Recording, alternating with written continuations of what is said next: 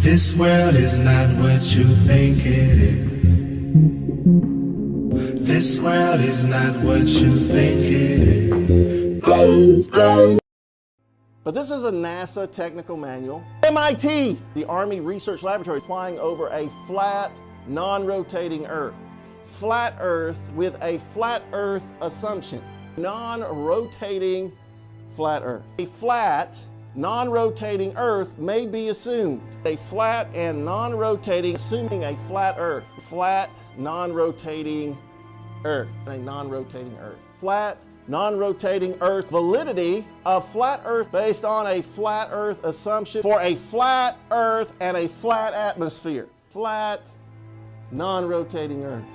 The flat Earth model. Propagation of electromagnetic fields over flat Earth. Ballistic vehicle motion. A closed-form solution is developed for the motion of a ballistic vehicle entering the atmosphere over a flat, non-rotating Earth. The assumption of these equations... But another thing that's not that it bothers me, but I see this a lot. A lot of people who write to me and say, Mel, you're just wasting your energy. There are so many other important things that we should be discussing, and we do, folks. We've had Eric last year. We've had, a few other people. We have Jeffrey Grupp coming in a few days. These are people that I've had before who are talking about this, and I think we should listen. But why do they continue to say we have so many other problems? Why are you focusing on this distraction? Well, if they haven't looked into it at all, I can see how they would think that way, and I kind of thought that way years ago as well, that, well, it's just the shape of the Earth. What does that matter? Does it really matter whether it's this shape or that shape? So if you think of it on that level, then sure, it seems insignificant, and it seems like it could be a waste of time, even if it was true. But if you think of it a little deeper than that, and you think of it as being the most fundamental lie, is where we are, what we're doing here, the earth beneath our feet, the lights in the sky above us, what they actually are. And if we've been lied about all of these, as well as the Big Bang and evolution and the way that we supposedly got here and the purpose we may or may not have in this nihilistic cosmology that they've presented with us, it becomes a big deal. And when you look at the potential for a truth like this, a truth that has been suppressed for 500 years now, the flat earth truth, if that gets out and it is shown that every government, every university, every pundit, every television station is lying knowingly and censoring this truth, what happens when it actually gets out? The kind of restructuring of society and the system that truthers are looking for, that people know we need, is what can happen and what will happen and what must happen if this truth gets out, because this is huge. It is the truth. I guarantee anyone who's never heard of this before, look into the flat earth. The earth is flat, just like it appears on the horizon. The earth is motionless, just as you feel motionless. Everything in the sky revolves around us, just as it appears if you look up and use your own eyes, your own senses. Everything that your senses tell you is what's happening. But you've been fed a false system. You've been shown CGI images with a ball Earth with a horizon that curves. You've been shown more CGI images with a ball Earth that spins. You've been shown planets that spin like billiard balls around each other in many different directions at many different speeds simultaneously. You've been shown all these things in CGI format. You've had Freemasons lie to you and tell you they've seen it for themselves, but you've never seen it for yourself. You've just been lied to and shown pictures, and you believe those. It's not science. Science, in fact, shows that the Earth is flat and motionless, and there are hundreds upon hundreds of proofs and experiments that have been repeated throughout history for hundreds of years, but you haven't been taught them in school because they don't want you to be taught that in school. They show you a spinning globe on your first day and tell you that gravity keeps water and buildings and people stuck to the bottom of that thing, and they repeat it until you believe it, your parents believe it, your grandparents believe it. 500 years ago, people were believing it. They even started trying to get people to believe it thousands of years ago, but it didn't pass until about Copernicus in 1500s when this really started to take shape. So the reason that some of the pseudo-truthers, so to speak, or just mainstream sheeple don't want this to get out and say that it's a distraction is because they don't know how far-reaching the implications of a truth this deep actually surfacing would be. It's like holding a balloon underwater. When you let go, that thing's just gonna rush to the surface, the water's gonna go flying, and that's what we need. It's exactly what we need. So, that's what I'm working towards doing. Hey man, you ever look into flat Earth? 200 Proofs Earth is Not a Spinning Ball by Eric Dubay. 1. The horizon always appears perfectly flat 360 degrees around the observer regardless of altitude. All amateur balloon, rocket, plane, and drone footage show a completely flat horizon over 20 plus miles high. Only NASA and other government space agencies show curvature in their fake CGI photos and videos. 2. The horizon always rises to the eye level of the observer as altitude is gained, so you never have to look down to see it. If Earth were in fact a globe, no matter how large, as you ascended, the horizon would stay fixed and the observer would have to tilt looking down further and further to see it. 3. The natural physics of water is to find and maintain its level. If Earth were a giant sphere tilted, wobbling, and hurtling through infinite space, then truly flat, consistently level surfaces would not exist here. But since Earth is in fact an extended flat plane, this fundamental physical property of fluids finding and remaining level is consistent with experience and common sense. 4. Rivers run down to sea level, finding the easiest course, north, south, east, west, and all other intermediary directions over the Earth at the same time. If Earth were truly a spinning ball, then many of these rivers would be impossibly flowing uphill.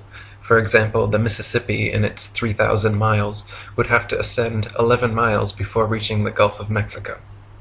5. One portion of the Nile River flows for 1,000 miles with a fall of only 1 foot. Parts of the West African Congo, according to the supposed inclination and movement of the ball Earth, would be sometimes running uphill and sometimes down. This would also be the case for the Parana, Paraguay, and other long rivers. 6. If Earth were a ball 25,000 miles in circumference, as NASA and modern astronomy claim, spherical trigonometry dictates the surface of all standing water must curve downward an easily measurable 8 inches per mile, multiplied by the square of the distance. This means, along a 6-mile channel of standing water, the Earth would dip 6 feet on either end from the central peak. Every time such experiments have been conducted, however, standing water has proven to be perfectly level. 7. Surveyors, engineers, and architects are never required to factor the supposed curvature of the Earth into their projects. Canals, railways, bridges, and tunnels, for example, are always cut and laid horizontally, often over hundreds of miles without any allowance for curvature. 8. The Suez Canal, connecting the Mediterranean with the Red Sea, is 100 miles long without any locks, making the water an uninterrupted continuation of the two seas.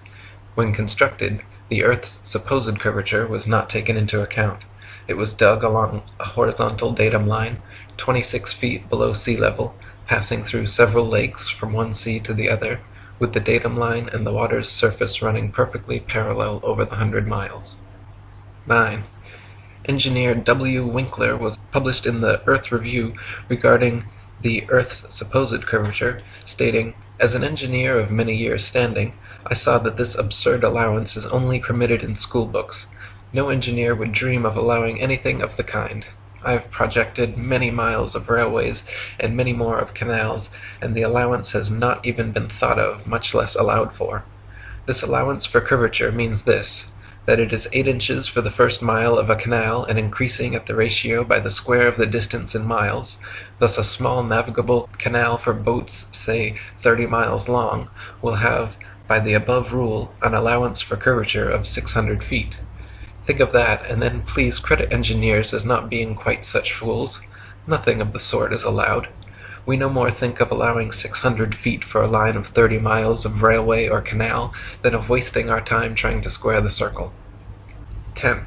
The London and North Western Railway forms a straight line 180 miles long between London and Liverpool. The railroad's highest point, midway at Birmingham Station, is only 240 feet above sea level. If the world were actually a globe, however, curving 8 inches per mile squared, the 180-mile stretch of rail would form an arc with the center point at Birmingham raised over a mile, a full 5,400 feet above London and Liverpool. 11. A surveyor and engineer of 30 years published in the Birmingham Weekly Mercury stated, "I am thoroughly acquainted with the theory and practice of civil engineering. However bigoted some of our professors may be in the theory of surveying, according to the prescribed rules, yet it is well known amongst us that such theoretical measurements are incapable of any practical illustration. All our locomotives are designed to run on what may be regarded as true levels or flats. There are, of course, partial inclines or gradients here and there, but they are always accurately defined and must be carefully traversed. But anything approaching to 8 inches in the mile, increasing as the square of the distance, could not be worked by any engine that was ever yet constructed. Taking one station with another, all over England and Scotland, it may be stated that all the platforms are on the same relative level. The distance between eastern and western coasts of England may be set down as 300 miles.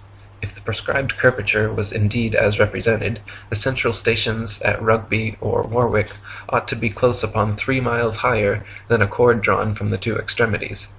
If such was the case, there is not a driver or stoker within the kingdom that would be found to take charge of the train. We can only laugh at those of your readers who seriously give us credit for such venturesome exploits as running trains round spherical curves. Horizontal curves on levels are dangerous enough. Vertical curves would be 1,000 times worse, and with our rolling stock constructed as at present, physically impossible. 12. The Manchester Ship Canal Company, published in the Earth Review, stated, "It is customary in railway and canal constructions for all levels to be referred to a datum which is nominally horizontal and is so shown on all sections. It is not the practice in laying out public works to make allowances for the curvature of the earth." 13.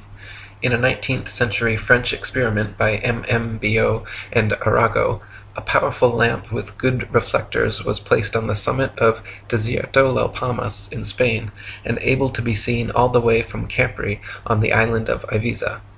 Since the elevation of the 2 points were identical and the distance between covered nearly 100 miles, if the earth were a ball 25,000 miles in circumference, the light should have been more than 6,600 feet, a mile and a quarter, below the line of sight. 14.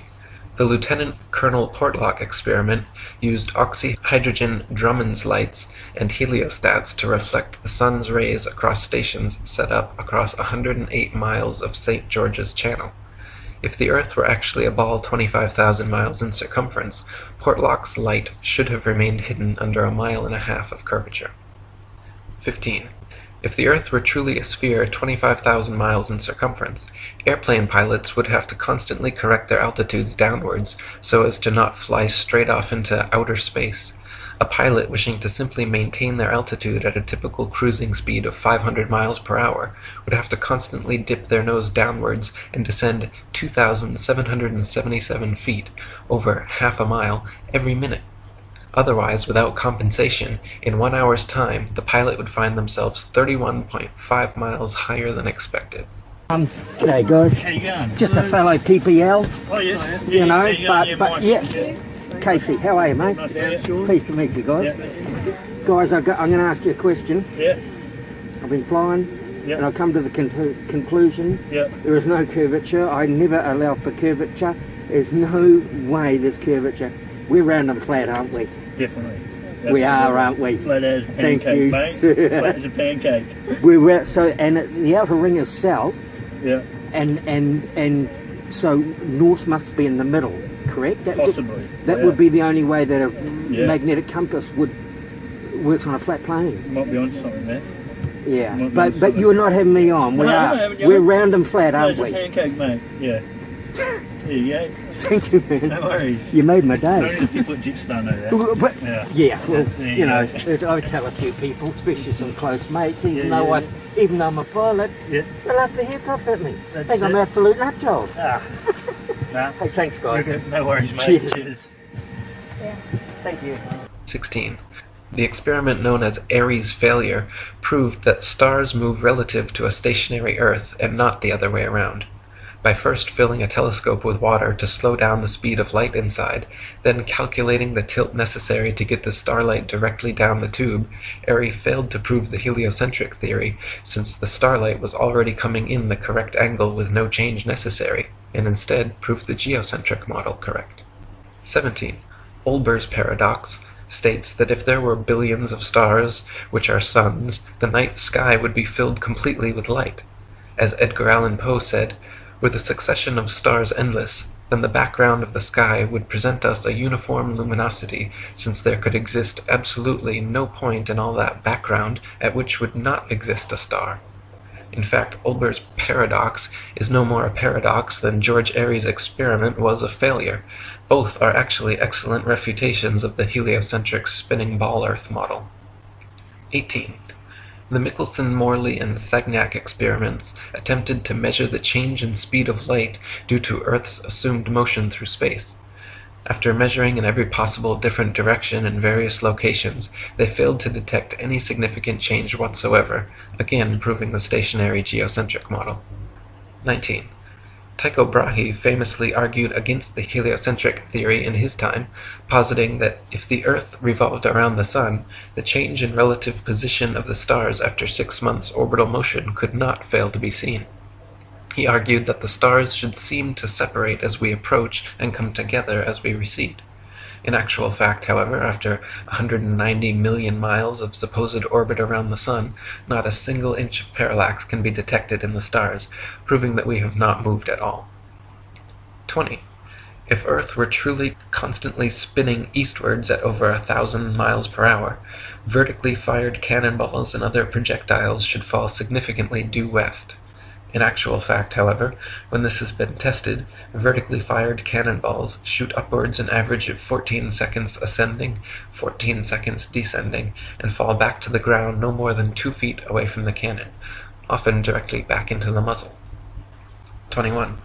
If the Earth were truly constantly spinning eastward at over 1,000 miles per hour, helicopters and hot air balloons should be able to simply hover over the surface of the Earth and wait for their destinations to come to them. 22. If Earth were truly constantly spinning eastward at over 1,000 miles per hour, during the Red Bull stratosphere dive, Felix Baumgartner, spending 3 hours ascending over New Mexico, should have landed 2,500 miles west into the Pacific Ocean, but instead landed a few dozen miles east of the takeoff point. 23. Ball believers often claim gravity magically and inexplicably drags the entire lower atmosphere of the Earth in perfect synchronization up to some undetermined height, where this progressively faster spinning atmosphere gives way to the non-spinning, non-gravitized, non-atmosphere of infinite vacuum space. Such nonsensical theories are debunked, however, by rain, fireworks, birds, bugs, clouds, smoke, planes, and projectiles, all of which would behave very differently if both the ball Earth and its atmosphere were constantly spinning eastward at 1,000 miles per hour. In some volume, V, and over here is going to be vacuum of equal volume, and we're going to remove the barrier. You know what's going to happen spontaneously, right? The gas is going to fill the available volume once it becomes available. 24. If Earth and its atmosphere were constantly spinning eastward over 1,000 miles per hour, then north-south facing cannons should establish a control, while east-firing cannonballs should fall significantly farther than all others, while west-firing cannonballs should fall significantly closer. In actual fact, however, regardless of which direction cannons are fired, the distance covered is always the same. 25. If Earth and its atmosphere were constantly spinning eastwards over 1,000 miles per hour, then the average commercial airliner, traveling 500 miles per hour, should never be able to reach its eastward destinations before they come speeding up from behind. Likewise, westward destinations should be arrived at thrice the speed, but this is not the case. 26. Quoting Heaven and Earth by Gabrielle Henriette, if flying had been invented at the time of Copernicus, there is no doubt that he would have soon realized that his contention regarding the rotation of the Earth was wrong, on account of the relation existing between the speed of an aircraft and that of the Earth's rotation. If the Earth rotates, as it is said, at 1,000 miles an hour, and a plane flies in the same direction at only 500 miles, it is obvious that its place of destination will be farther removed every minute. On the other hand, if flying took place in the opposite direction to that of the rotation, a distance of 1,500 miles would be covered in 1 hour instead of 500, since the speed of the rotation is to be added to that of the plane. It could also be pointed out that such a flying speed of 1,000 miles an hour, which is supposed to be that of the Earth's rotation, has recently been achieved, so that an aircraft flying at this rate in the same direction as that of the rotation could not cover any ground at all. It would remain suspended in mid-air over the spot from which it took off, since both speeds are equal. 27. If Earth and its atmosphere were constantly spinning eastwards over 1,000 miles per hour, landing airplanes on such fast-moving runways, which face all manner of directions, north, south, east, west, and otherwise, would be practically impossible. Yet, in reality, such fictional concerns are completely negligible. 28. If the Earth and its atmosphere were constantly spinning eastwards over 1,000 miles per hour, then clouds, wind, and weather patterns could not casually and unpredictably go every which way, with clouds often traveling in opposing directions at varying altitudes simultaneously. 29. If the Earth and its atmosphere were constantly spinning eastwards over 1,000 miles per hour, this should somewhere, somehow, be seen, heard, felt, or measured by someone, yet no one in history has ever experienced this alleged eastward motion. Meanwhile, however, we can hear, feel, and experimentally measure even the slightest westward breeze. 30. In his book South Sea Voyages, Arctic and Antarctic explorer Sir James Clark Ross described his experience on the night of November 27, 1839, and his conclusion that the Earth must be motionless. The sky being very clear, it enabled us to observe the higher stratum of clouds to be moving in an exactly opposite direction to that of the wind, a circumstance which is frequently recorded in our meteorological journal, both in the northeast and southeast trades, and has also often been observed by former voyagers. Captain Basil Hall witnessed it from the summit of the Peak of Tenerife, and Count Strzelecki, on ascending the volcanic mountain of Kyrenia in Owyhee, reached at 4,000 feet an elevation above that of the trade wind, and experienced the influence of an opposite current of air of a different hydrometric and thermometric condition. Count Strzelecki further informed me of the following seemingly anomalous circumstance, that at the height of 6,000 feet he found the current of air blowing at right angles to both the lower strata, also of a different thermometric condition, but warmer than the interstratum. Such a state of the atmosphere is compatible only with the fact which other evidence has demonstrated, that the Earth is at rest. 31. Quoting Zetetic Cosmogony, Thomas Winship states, "Let imagination picture to the mind what force air would have which was set in motion by a spherical body of 8,000 miles in diameter, which in 1 hour was spinning round 1,000 miles per hour, rushing through space at 65,000 miles per hour, and gyrating across the heavens. Then let conjecture endeavor to discover whether the inhabitants on such a globe could keep their hair on. If the earth globe rotates on its axis at the terrific rate of 1,000 miles per hour, such an immense mass would of necessity cause a tremendous rush of wind in the space it occupied. The wind would go all one way, and anything like clouds which got within the sphere of influence of the rotating sphere would have to go the same way. The fact that the earth is at rest is proved by kite flying." 32. If gravity is credited with being a force strong enough to hold the world's oceans, buildings, people, and atmosphere stuck to the surface of a rapidly spinning ball, then it is impossible for gravity to also simultaneously be weak enough to allow little birds, bugs, and planes to take off and travel freely, unabated in any direction. 33. If gravity is credited with being a force strong enough to curve the massive expanse of oceans around a globular earth, it would be impossible for fish and other creatures to swim through such forcefully held water. 34. Ship captains in navigating great distances at sea never need to factor the supposed curvature of the Earth into their calculations. Both plane sailing and great circle sailing, the most popular navigation methods, use plane, not spherical trigonometry, making all mathematical calculations on the assumption that the Earth is perfectly flat. If the Earth were in fact a sphere, such an errant assumption would lead to constantly glaring inaccuracies.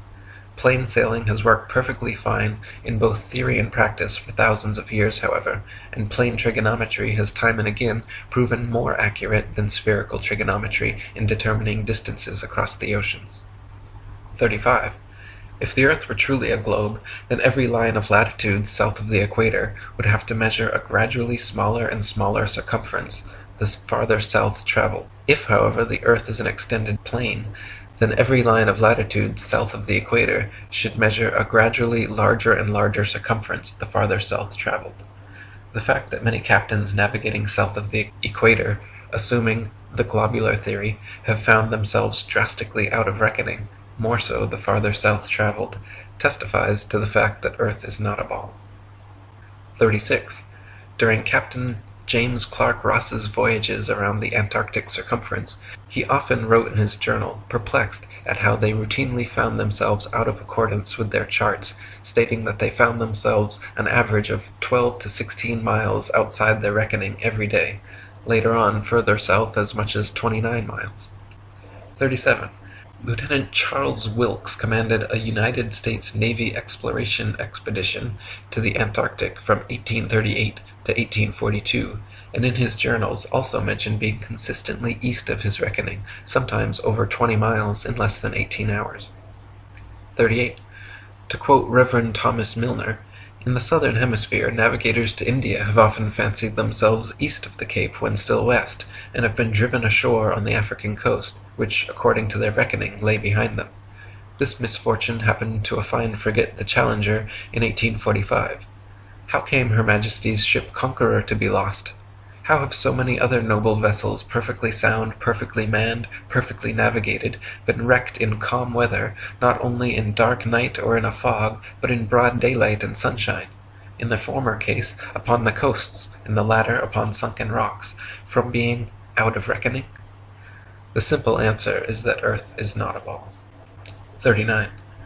Practical distance measurements taken from the Australian Handbook Almanac Shippers and Importers Directory state that the straight-line distance between Sydney and Nelson is 1,550 statute miles.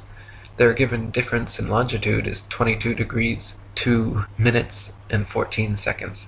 Therefore, if 22 degrees, 2 minutes, 14 seconds out of 360 is 1,550 miles, the entirety would measure 25,182 miles. This is not only larger than the ball Earth is said to be at the equator, but a whole 4,262 miles greater than it would be at Sydney's southern latitude on a globe of said proportions. 40.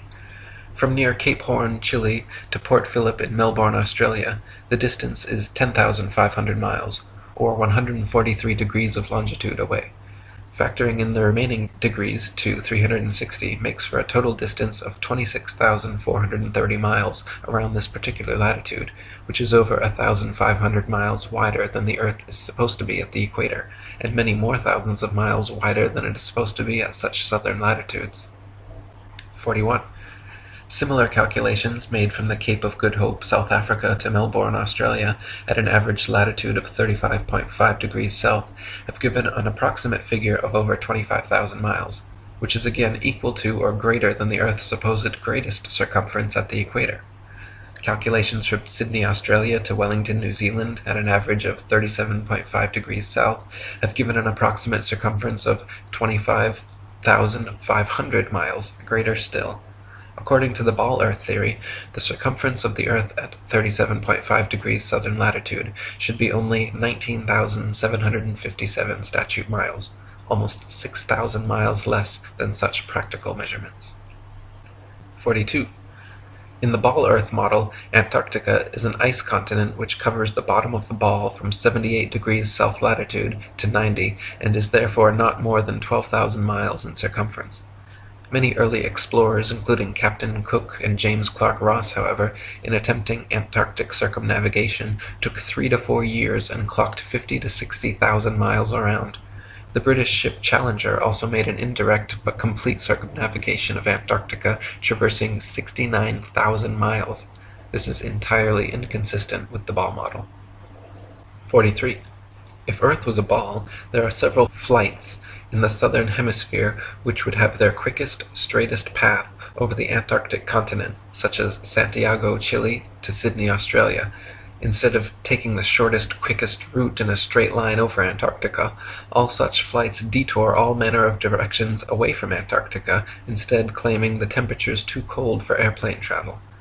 Considering the fact that there are plenty of flights to, from, and over Antarctica, and NASA claims to have technology keeping them in conditions both far colder and far hotter than any experienced on Earth, such an excuse is clearly just an excuse, and these flights aren't made because they are impossible. 44. If Earth was a ball, and Antarctica was too cold to fly over, the only logical way to fly from Sydney to Santiago would be a straight shot over the Pacific, staying in the southern hemisphere the entire way. Refueling could be done in New Zealand or other southern hemisphere destinations along the way, if absolutely necessary. In actual fact, however, Santiago to Sydney flights go into the northern hemisphere, making stopovers at LAX and other North American airports, before continuing back down to the southern hemisphere. Such ridiculously wayward detours make no sense on the globe, but make perfect sense and form nearly straight lines when shown on a flat Earth map. 45. On a ball Earth, Johannesburg, South Africa to Perth, Australia should be a straight shot over the Indian Ocean, with convenient refueling possibilities on Mauritius or Madagascar. In actual practice, however, most Johannesburg to Perth flights curiously stop over either in Dubai, Hong Kong, or Malaysia, all of which make no sense on the ball, but are completely understandable when mapped on a flat Earth. 46. On a ball Earth, Cape Town, South Africa to Buenos Aires, Argentina should be a straight shot over the Atlantic following the same line of latitude across. But instead, every flight goes to connecting locations in the northern hemisphere first, stopping over anywhere from London to Turkey to Dubai. Once again, these make absolutely no sense on the globe, but are completely understandable options when mapped on a flat Earth. 47. On a ball Earth, Johannesburg, South Africa to Sao Paulo, Brazil should be a quick straight shot along the 25th southern latitude, but instead, nearly every flight makes a refueling stop at the 50th degree north latitude in London first. The only reason such a ridiculous stopover works in reality is because the Earth is flat. 48. On a ball Earth, Santiago, Chile to Johannesburg, South Africa should be an easy flight, all taking place below the Tropic of Capricorn in the southern hemisphere. Yet every listed flight makes a curious refueling stop in Senegal near the Tropic of Cancer in the north hemisphere first. When mapped on a flat Earth, the reason why is clear to see, however. Senegal is actually directly in a straight line path halfway between the two. 49. If Earth were a spinning ball heated by a sun 93 million miles away, it would be impossible to have simultaneously sweltering summers in Africa, while just a few thousand miles away, bone-chilling, frozen Arctic and Antarctic winters experiencing little to no heat from the sun whatsoever. If the heat from the sun traveled 93 million miles to the Sahara Desert, it is absurd to assert that another 4,000 miles, 0.00004%, further to Antarctica would completely negate such sweltering heat, resulting in such drastic differences. Mine's not working. Just tilt the marshmallow, Charlie. Still not working. No, Charlie, tilt it 23.5 degrees.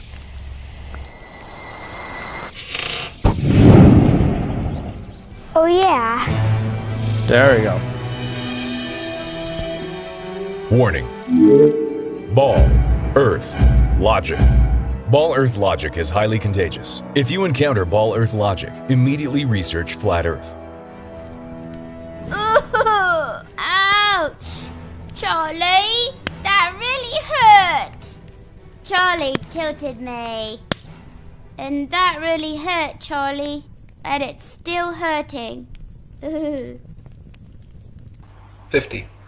If the Earth were truly a globe, the Arctic and Antarctic polar regions and areas of comparable latitude north and south of the equator should share similar conditions and characteristics, such as comparable temperatures, seasonal changes, length of daylight, plant and animal life.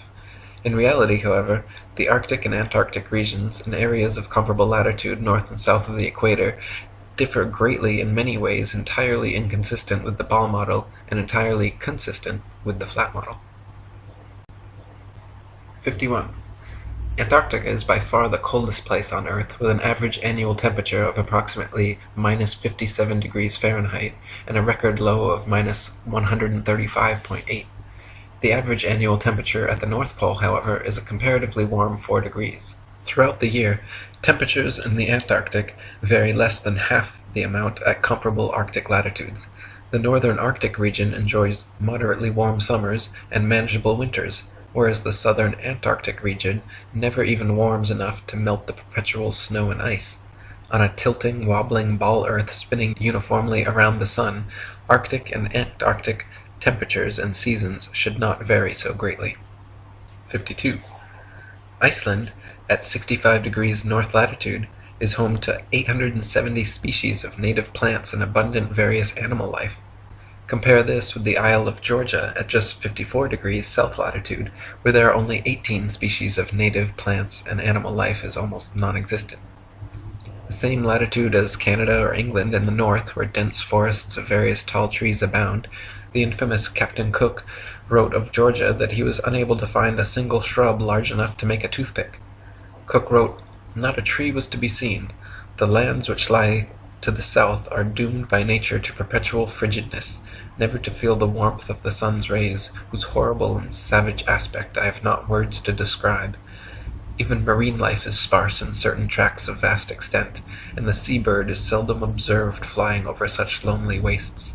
The contrasts between the limits of organic life in the Arctic and Antarctic zones is very remarkable and significant." 53. At places of comparable latitude north and south, the sun behaves very differently than it would on a spinning ball Earth, but precisely how it should on a flat Earth. For example, the longest summer days north of the equator are much longer than those south of the equator, and the shortest winter days north of the equator are much shorter than the shortest south of the equator. This is inexplicable on a uniformly spinning, wobbling ball Earth, but fits exactly on a flat model with the sun traveling circles over and around the Earth from tropic to tropic. 54. At places of comparable latitude north and south, dawn and dusk happen very differently than they would on a spinning ball, but precisely how they should on a flat Earth. In the north, dawn and dusk come slowly and last far longer than in the south, where they come and go very quickly.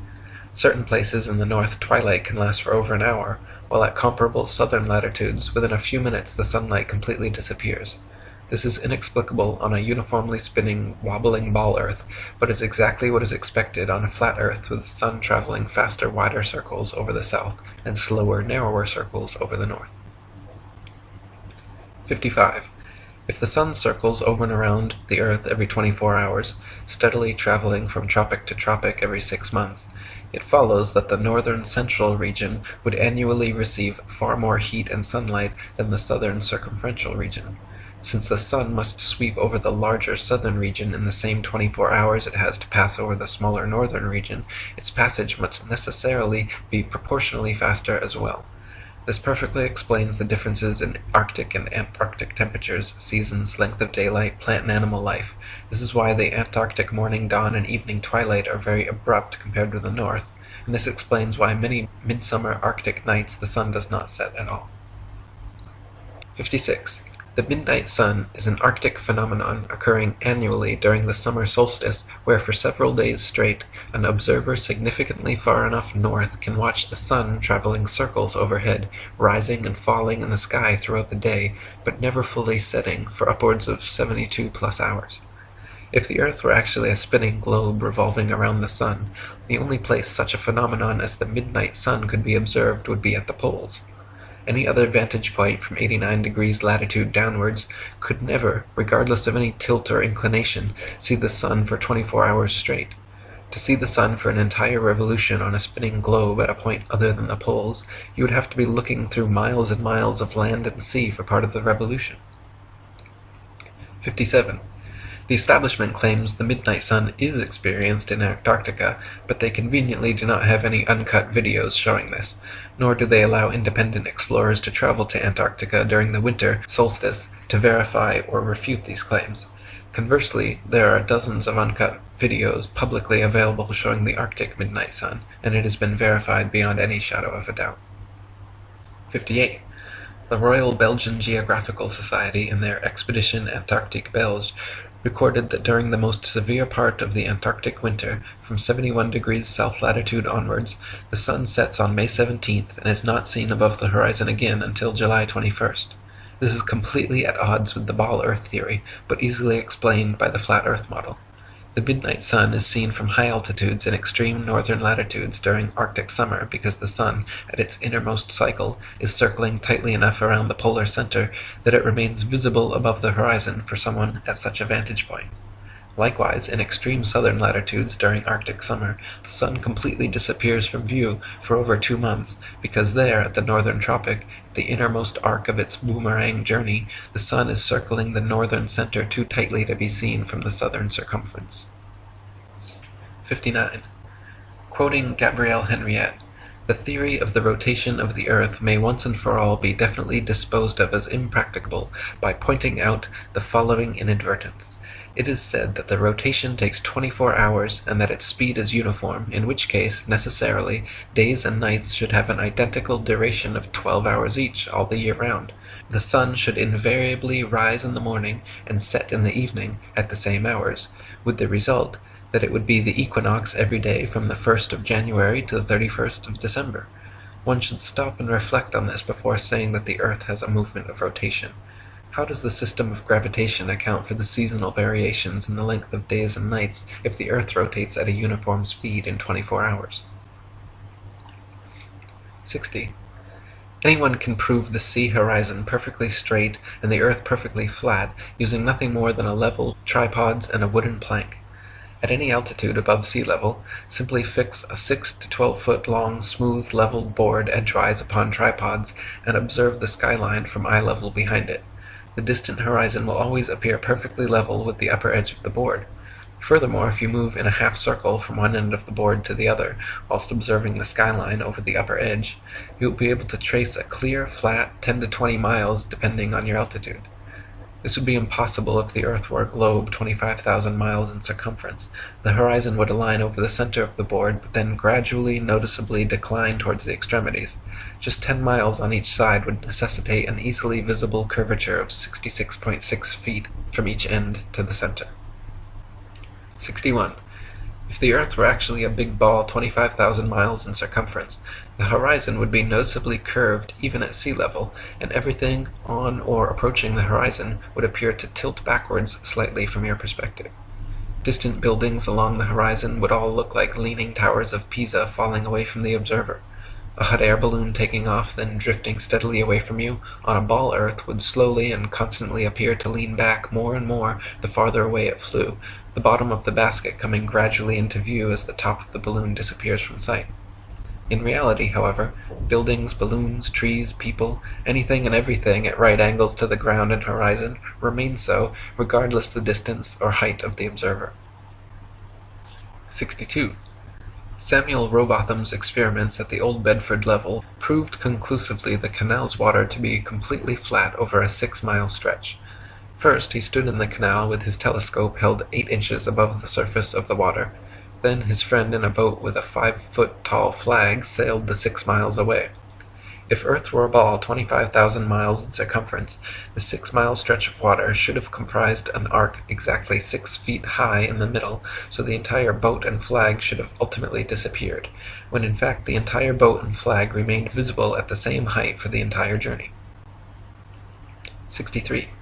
In a second experiment, Dr. Rowbotham affixed flags 5 feet high along the shoreline, one at every mile marker, then using his telescope mounted at 5 feet just behind the first flag, looked over the tops of all 6 flags, which lined up in a perfectly straight line.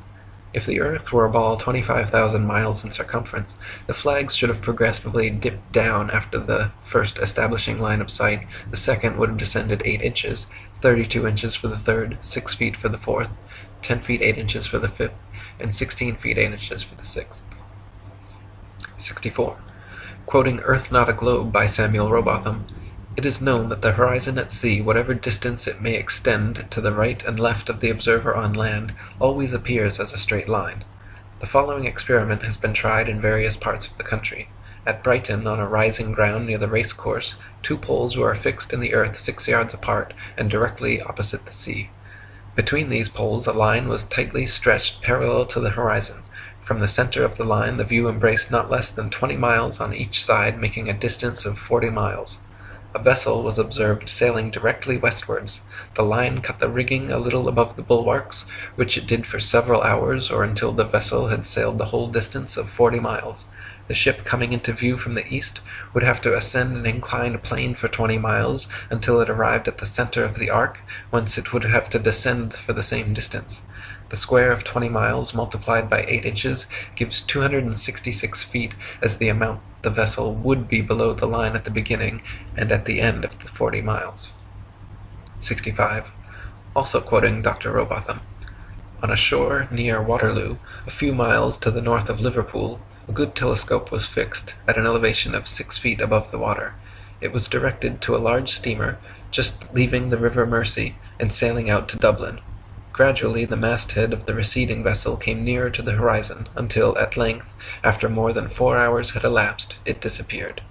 The ordinary rate of sailing of the Dublin steamers was fully 8 miles an hour, so that the vessel would be at least 32 miles distant when the masthead came to the horizon. The 6 feet of elevation of the telescope would require 3 miles to be deducted for convexity, which would leave 29 miles, the square of which, multiplied by 8 inches, gives 560 feet, deducting 80 feet for the height of the main mast, and we find that, according to the doctrine of rotundity, the masthead of the outward-bound steamer should have been 480 feet below the horizon. Many other experiments of this kind have been made upon sea-going steamers, and always with results entirely incompatible with the theory that the earth is a globe." 66. Dr. Rowbotham conducted several other experiments using telescopes, spirit levels, sextants, and theodolites, special precision instruments used for measuring angles in horizontal or vertical planes.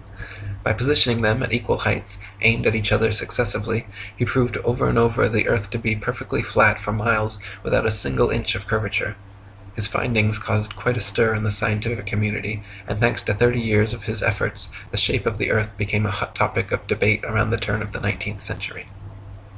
67. The distance across the Irish Sea from the Isle of Man's Douglas Harbour to Great Orme's Head in North Wales is 60 miles. If the earth was a globe, then the surface of the water between them would form a 60-mile arc, the center towering 1,944 feet higher than the coastlines at either end. It is well known and easily verifiable, however, that on a clear day from a modest altitude of 100 feet, the Great Orme's Head is visible from Douglas Harbour. This would be completely impossible on a globe of 25,000 miles. Assuming the 100-foot altitude causes the horizon to appear approximately 13 miles off, the 47 miles remaining means the Welsh coastline should still fall an impossible 1,472 feet below the line of sight. 68. The Philadelphia skyline is clearly visible from Apple Pie Hill in the New Jersey Pine Barrens 40 miles away.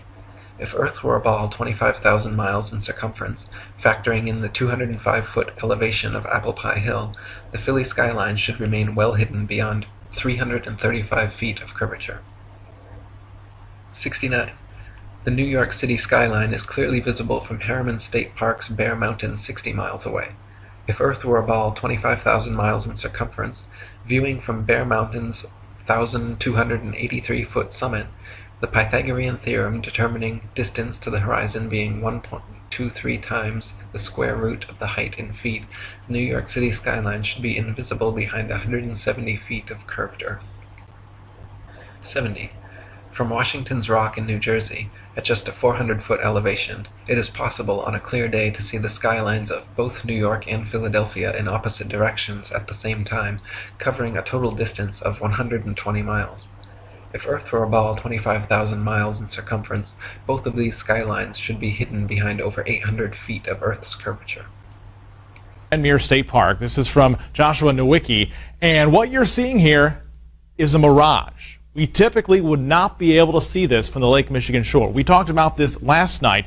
Conditions are right on the lake that we're actually seeing a mirage of the Chicago skyline. 71. It is often possible to see the Chicago skyline from sea level 60 miles away across Lake Michigan. In 2015, after photographer Joshua Nowicki photographed this phenomenon, several news channels quickly claimed his picture to be a superior mirage, an atmospheric anomaly caused by temperature inversion. While these certainly do occur, the skyline in question was facing right side up and clearly seen, unlike a hazy, illusory mirage, and on a ball Earth 25,000 miles in circumference, should be 2,400 feet below the horizon. 72. October 16, 1854, the Times newspaper reported the Queen's visit to Great Grimsby from Hull, recording they were able to see the 300-foot-tall dock tower from 70 miles away. On a ball Earth 25,000 miles in circumference, factoring their 10-foot elevation above the water and the tower's 300-foot height at 70 miles away, the dock tower should have remained an entire 2,600 feet below the horizon. 73. In 1872, Captain Gibson and crewmates, sailing the ship Thomas Wood from China to London, reported seeing the entirety of St. Helena Island on a clear day from 75 miles away. Factoring in their height during measurement on a ball Earth 25,000 miles in circumference, it was found the island should have been 3,650 feet below their line of sight. 74. From Genoa, Italy, at a height of just 70 feet above sea level, the island of Gorgona can often be seen 81 miles away. If Earth were a ball 25,000 miles in circumference, Gorgona should be hidden beyond 3,332 feet of curvature. 75. From Genoa, Italy, at a height of just 70 feet above sea level, the island of Corsica can often be seen 99 miles away. If Earth were a ball 25,000 miles in circumference, Corsica should fall 5,245 feet, almost an entire mile below the horizon. 76. From Genoa, Italy, 70 feet above sea level, the island of Caprea, 102 miles away, can often be seen as well. If Earth were a ball 25,000 miles in circumference, Caprea should always remain hidden behind 5,605 feet, over a mile of supposed curvature. 77. Also from Genoa, on bright clear days, the island of Elba can be seen an incredible 125 miles away. If Earth were a ball 25,000 miles in circumference, Elba should be forever invisible behind 8,770 feet of curvature. 78. From Anchorage, Alaska, at an elevation of 102 feet, on clear days, Mount Foraker can be seen with the naked eye 120 miles away. If Earth were a ball 25,000 miles in circumference, Mount Foraker's 17,400-foot summit should be leaning back away from the observer, covered by 7,719 feet of curved earth.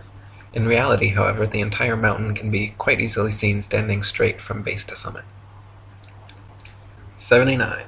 From Anchorage, Alaska, at an elevation of 102 feet, on clear days, Mount McKinley can be seen with the naked eye from 130 miles away.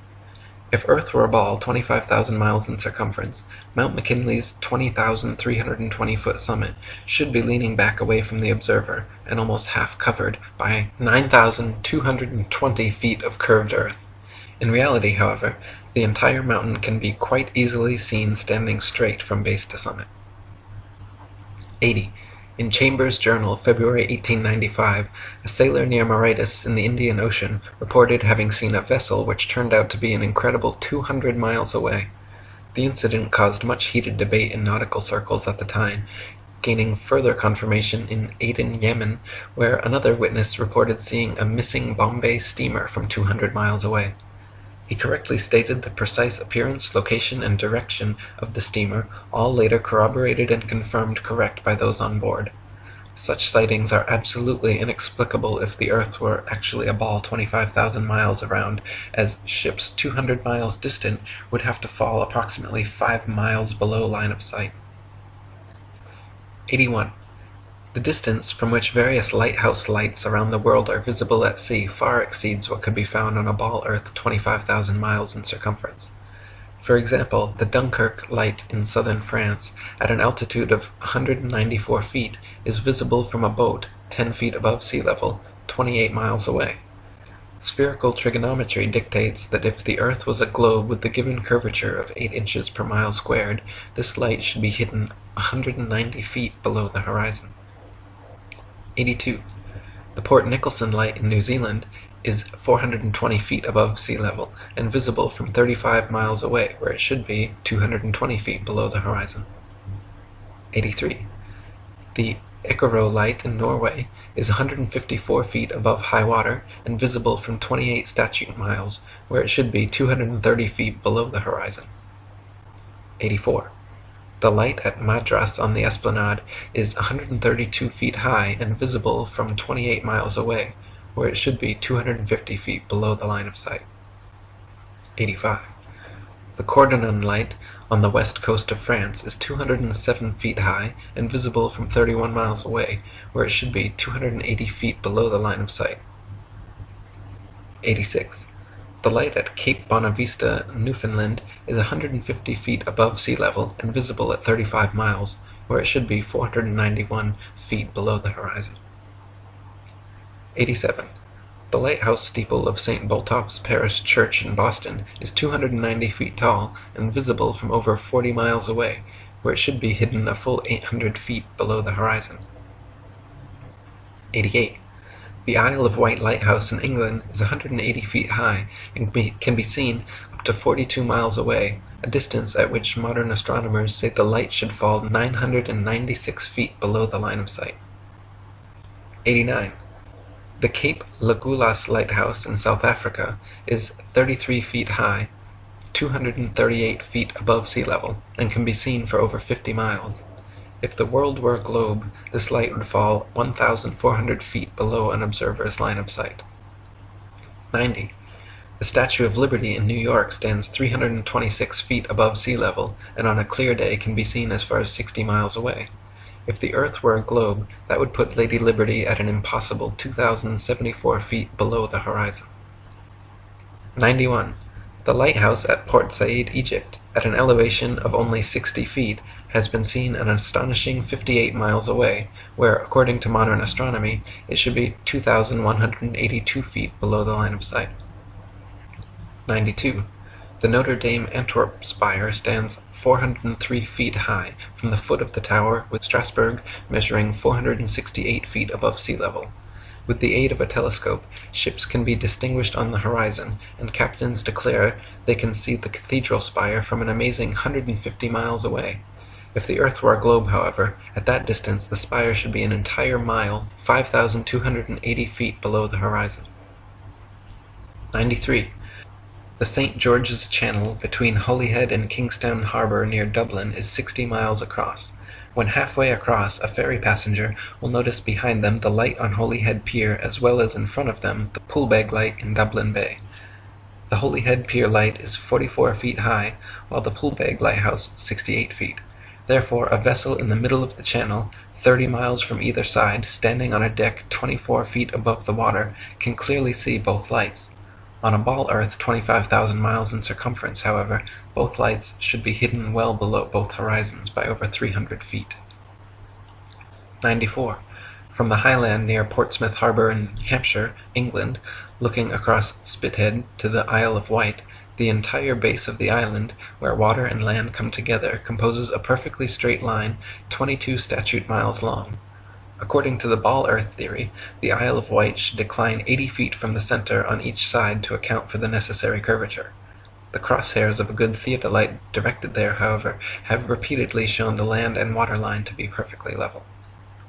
95.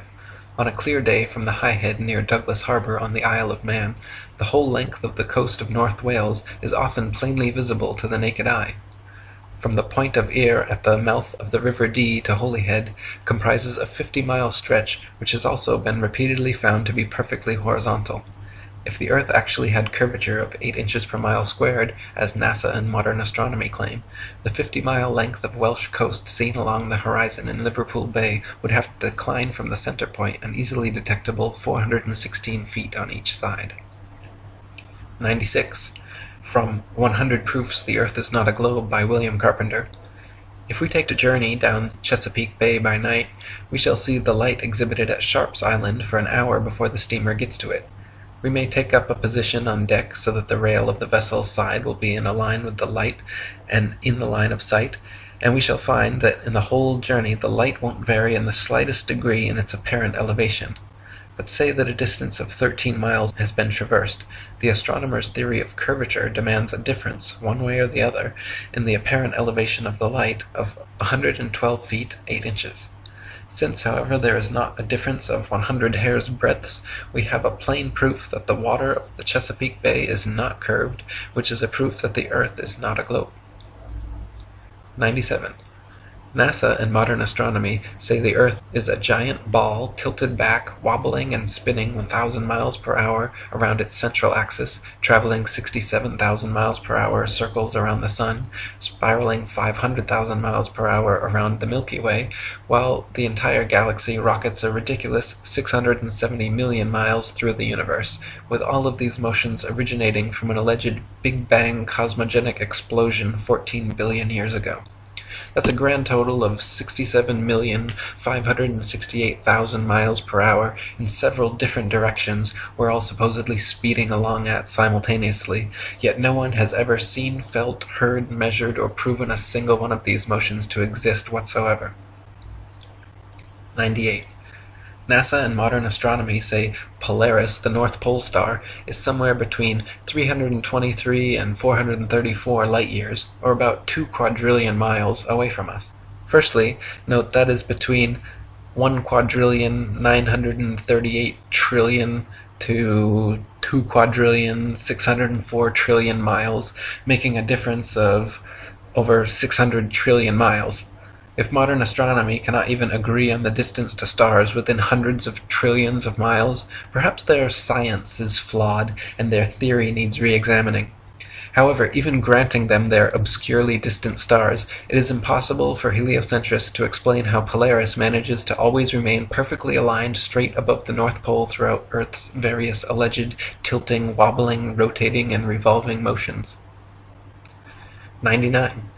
Viewed from a ball Earth, Polaris, situated directly over the North Pole, should not be visible anywhere in the southern hemisphere. For Polaris to be seen from the southern hemisphere of a globular Earth, the observer would have to be somehow looking through the globe, and miles of land and sea would have to be transparent. Polaris can be seen, however, up to over 20 degrees south latitude. 100. If Earth were a ball, the Southern Cross and other southern constellations would all be visible at the same time from every longitude on the same latitude, as is the case in the north with Polaris and its surrounding constellations. Ursa Major and Minor and many others can be seen from every northern meridian simultaneously, whereas in the south, constellations like the Southern Cross cannot. This proves that the southern hemisphere is not turned under as in the ball model, but simply stretching further outwards away from the northern center point as in the flat Earth model. 101. Sigma Octantis is claimed to be a southern central pole star similar to Polaris, around which the southern hemisphere stars all rotate around the opposite direction. Unlike Polaris, however, Sigma Octantis cannot be seen simultaneously from every point along the same latitude. It is not central, but allegedly 1 degree off-center.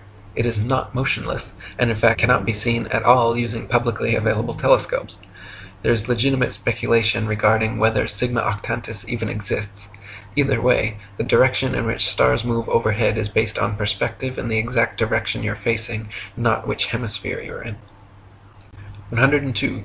Some heliocentrists have tried to suggest that the pole star's gradual declination overhead as an observer travels southward is proof of a globular Earth. Far from it, the declination of the pole star or any other object is simply a result of the law of perspective on plane, flat surfaces.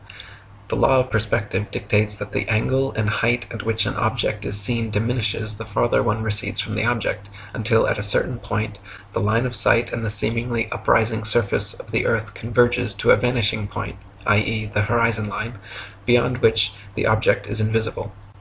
In the ball Earth model, the horizon is claimed to be the curvature of the Earth, whereas in reality, the horizon is known to simply be the vanishing line of perspective based on the strength of your eye's instruments, weather, and altitude.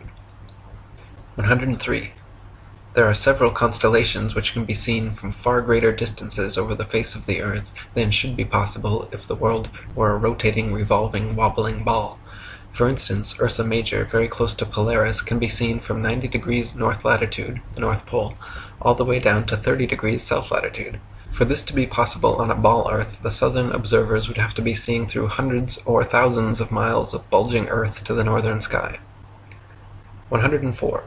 The constellation Vulpecula can be seen from 90 degrees north latitude all the way to 55 degrees south latitude. Taurus, Pisces, and Leo can be seen from 90 degrees north all the way to 65 degrees south. An observer on a ball Earth, regardless of any tilt or inclination, should not logically be able to see this far. 105. Aquarius and Libra can be seen from 65 degrees north to 90 degrees south. The constellation Virgo is visible from 80 degrees north down to 80 degrees south, and Orion can be seen from 85 degrees north all the way to 75 degrees south latitude. These are all only possible because the hemispheres are not spheres at all, but concentric circles of latitude extending outwards from the central North Pole, with the stars rotating over and around. 106. The so-called South Pole is simply an arbitrary point along the Antarctic ice marked with a red and white barbershop pole topped with a metal ball Earth. The ceremonial South Pole is admittedly and provably not the actual South Pole, however, because the actual South Pole could be demonstrably confirmed with the aid of a compass showing north to be 360 degrees around the observer. Since this feat has never been achieved, the model remains pure theory, along with the establishment's excuse that the geomagnetic poles supposedly constantly move around, making verifications of their claims impossible. 107. Ring magnets, of the kind found in loudspeakers, have a central North Pole with the opposite South Pole actually being all points along the outer circumference.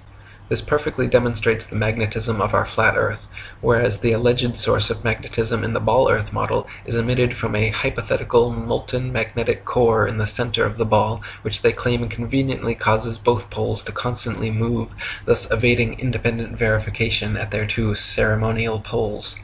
In reality, the deepest drilling operation in history, the Russian Kola Ultradeep, managed to get only 8 miles down. So the entire ball Earth model taught in schools showing a crust, outer mantle, outer core, and inner core layers are all purely speculation, as we have never penetrated through beyond the crust. 108.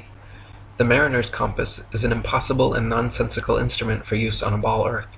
It simultaneously points north and south over a flat surface, yet claims to be pinpointing two constantly moving geomagnetic poles at opposite ends of a spinning sphere originating from a hypothetical molten metal core. If compass needles were actually drawn to the north pole of a globe, the opposing south needle would actually be pointing up and off into outer space. 109. There are no fixed east or west points, just as there is no fixed south. The north central pole is the only proven fixed point on our flat Earth, with south being all straight lines outwards from the pole, east and west being concentric circles at constant right angles 90 degrees from the pole. A westerly circumnavigation of Earth is thus going around with Polaris continually on your right, while an easterly circumnavigation is going around with Polaris always at your left. 110. Magellan and others' east-west circumnavigations of Earth are often quoted as proof of the ball model. In actual fact, however, sailing or flying at right angles to the North Pole and eventually returning to one's original location is no more difficult or mysterious than doing so on a globe. Just as an architect's compass can place its center point on a flat piece of paper and trace a circle either way around the pole, so can a ship or plane circumnavigate a flat Earth. 111. Since the North Pole and Antarctica are covered in ice and guarded no-fly zones, no ships or planes have ever been known to circumnavigate the Earth in north-south directions. The only kind of circumnavigation which could not happen on a flat Earth is north and southbound, which is likely the very reason for the heavily enforced flight restrictions. The fact that there is yet to be a single verified north-to-south circumnavigation of Earth serves as standing proof the world is not a ball. 112. The sun brings noon to every time zone as it passes directly overhead every 15-degree demarcation point, 24 times per day, in its circular path over and around the Earth. If time zones were instead caused by the uniform spinning of the ball Earth around the sun, every 6 months, as Earth found itself on the opposite side of the sun, Clocks all over Earth would have to flip 12 hours. Day would be night, and night would be day. 113. The idea that people are standing, ships are sailing, and planes are flying upside down on certain parts of Earth, while others tilted at 90 degrees and all other impossible angles, is complete absurdity. The idea that a man digging a hole straight down could eventually reach sky on the other side is ludicrous. Common sense tells every free-thinking person correctly that there truly is an up and down in nature, unlike the everything is relative rhetoric of the Newtonian Einsteinian paradigm. 114. Quoting On the False Wisdom of the Philosophers by Lactantius, a sphere where people on the other side live with their feet above their heads, where rain, snow, and hail fall upwards, where trees and crops grow upside down and the sky is lower than the ground, the ancient wonder of the hanging gardens of Babylon dwindle into nothing in comparison to the fields, seas, towns, and mountains that pagan philosophers believe to be hanging from the earth without support. 115. The existing laws of density and buoyancy perfectly explained the physics of falling objects long before knighted Freemason Sir Isaac Newton bestowed his theory of gravity upon the world. It is a fact that objects placed in denser mediums rise up, while objects placed in less dense mediums sink down. To fit with the heliocentric model, which has no up or down, Newton instead claimed objects are attracted to large masses and fall towards the center. Not a single experiment in history, however, has shown an object massive enough to, by virtue of its mass alone, cause other smaller masses to be attracted to it, as Newton claims gravity does with the Earth, the Sun, Moon, stars, and planets. 116. There has also never been a single experiment in history showing an object massive enough to, by virtue of its mass alone, cause another smaller mass to orbit around it. The magic theory of gravity allows for oceans, buildings, and people to remain forever stuck to the underside of a spinning ball, while simultaneously causing objects like the moon and satellites to remain locked in perpetual circular orbits around the Earth. If these were both true, then people should be able to jump up and start orbiting circles around the Earth, or the moon should have long ago been sucked into the Earth. Neither of these theories have ever been experimentally verified, and their alleged results are mutually exclusive. 117. Newton also theorized, and it is now commonly taught, that the Earth's ocean tides are caused by gravitational lunar attraction. If the moon is only 2,160 miles in diameter, and the Earth 8,000 miles, however, using their own math and law, it follows that the Earth is 87 times more massive, and therefore the larger object should attract the smaller to it, and not the other way around.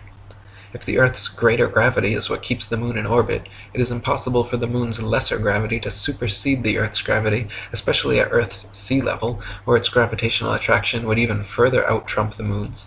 And if the moon's gravity truly did supersede the Earth's, causing the tides to be drawn towards it, there should be nothing to stop them from continuing onwards and upwards towards their great attractor.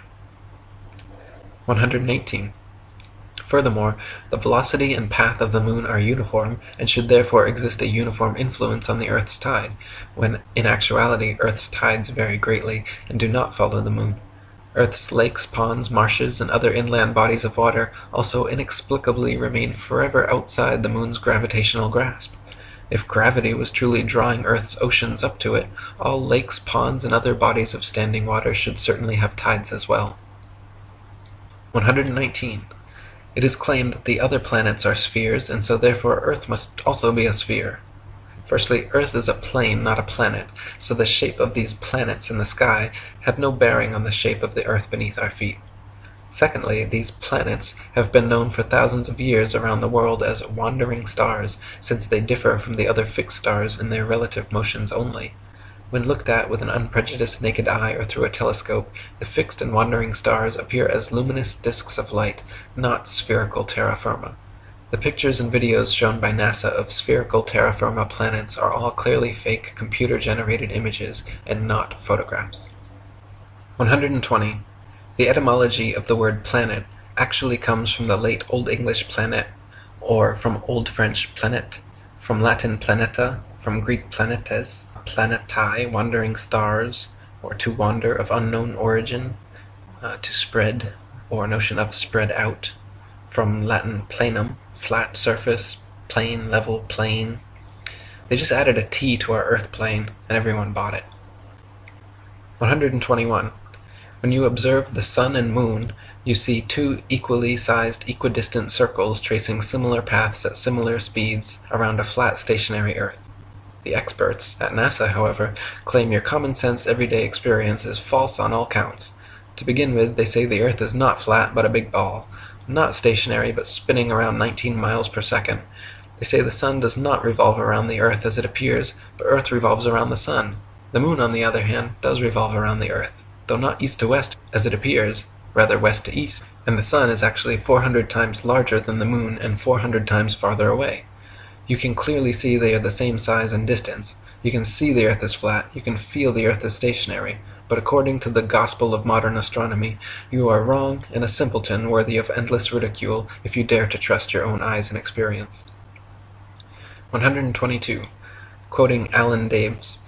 If the government or NASA had said to you that the Earth is stationary, imagine that. And then imagine we are trying to convince people that no, it's not stationary, it's moving forward at 32 times rifle bullet speed and spinning at 1,000 miles per hour. We would be laughed at. We would have so many people telling us, you're crazy, the Earth's not moving. We would be ridiculed for having no scientific backing for this convoluted moving Earth theory. And not only that, but then people would say, oh, then how do you explain a fixed calm atmosphere and the sun's observable movement? How do you explain that? Imagine saying to people, no, the atmosphere is moving also, but is somehow magically velcroed to the moving Earth. The reason is not simply because the Earth is stationary. So what we are actually doing is what makes sense. We are saying that the moving Earth theory is nonsense.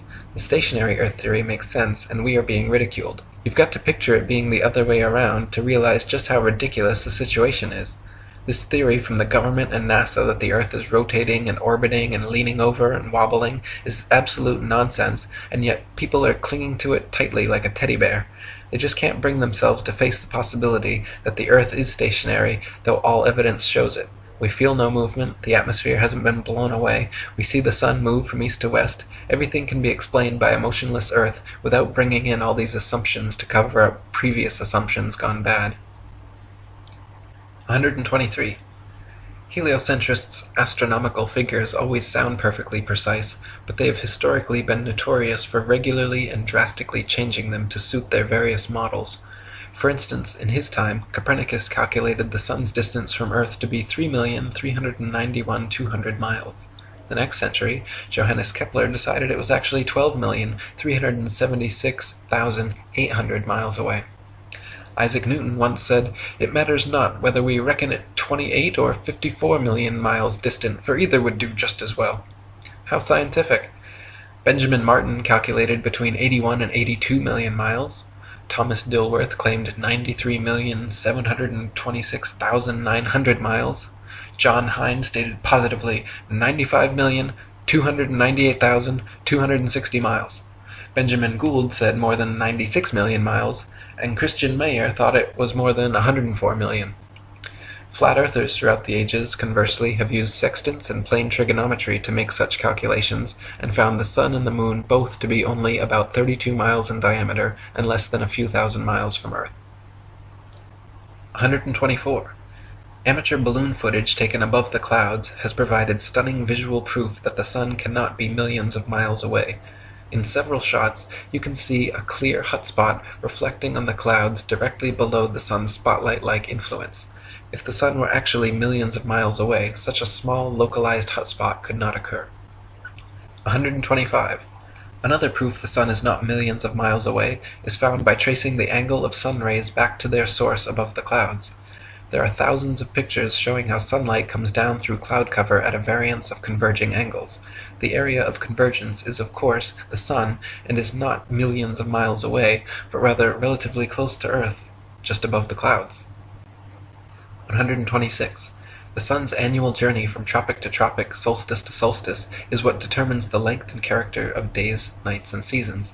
This is why equatorial regions experience almost year-round summer and heat, while higher latitudes north and especially south experience more distinct seasons with harsh winters.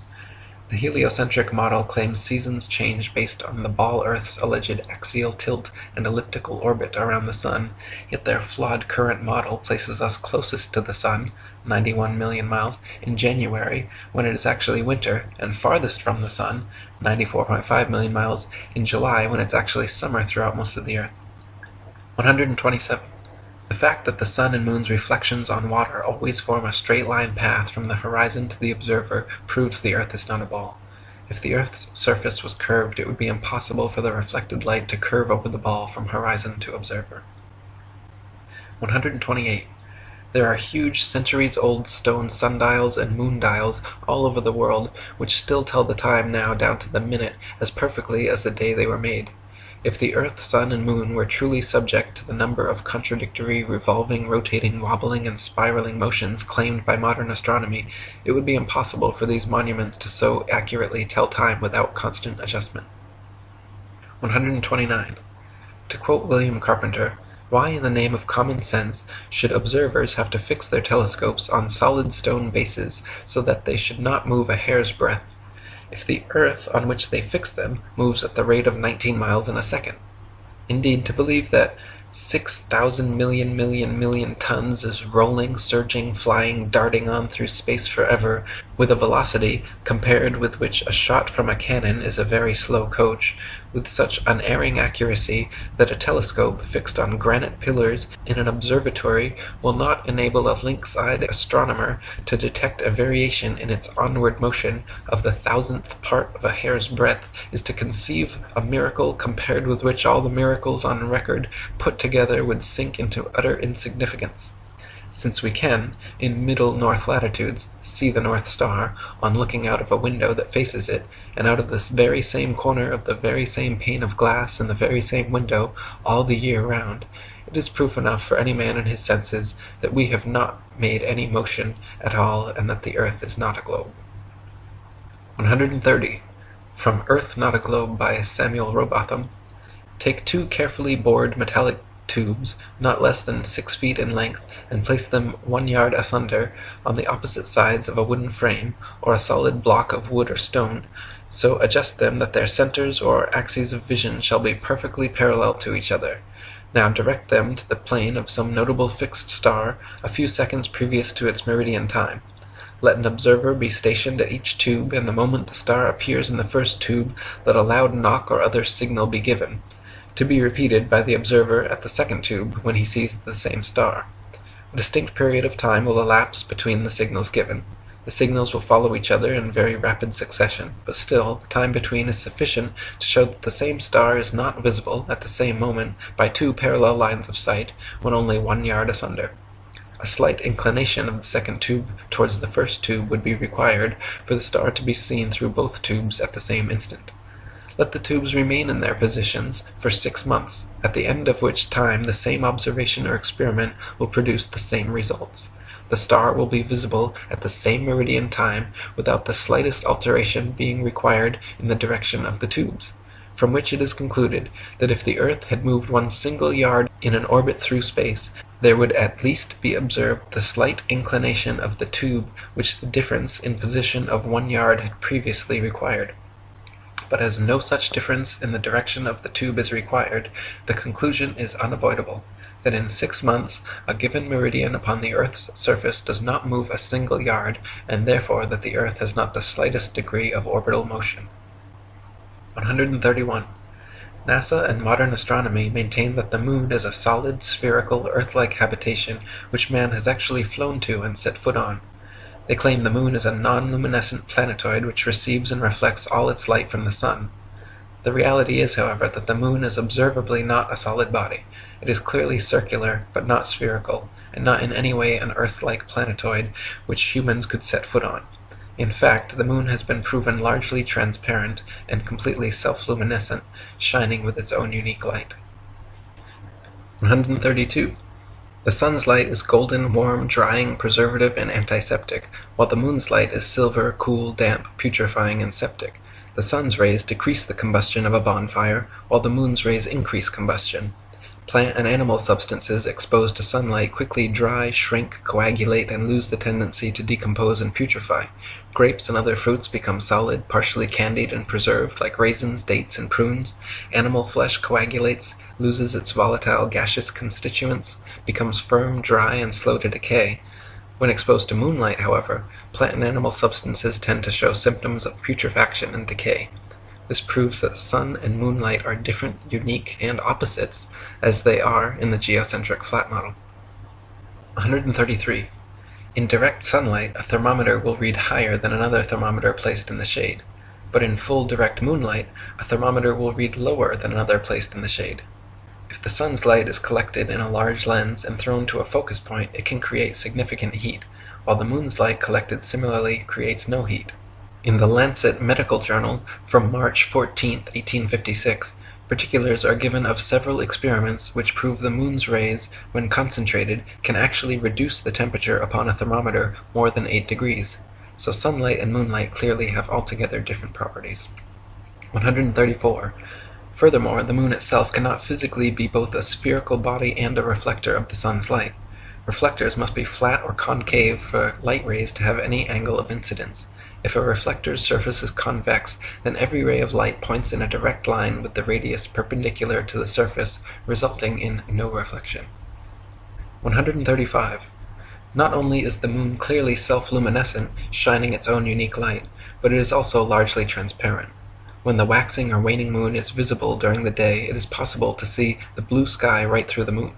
And on a clear night, during a waxing or waning cycle, it is even possible to occasionally see stars and planets directly through the surface of the moon. The Royal Astronomical Society has on record many such occurrences throughout history which all defy the heliocentric model.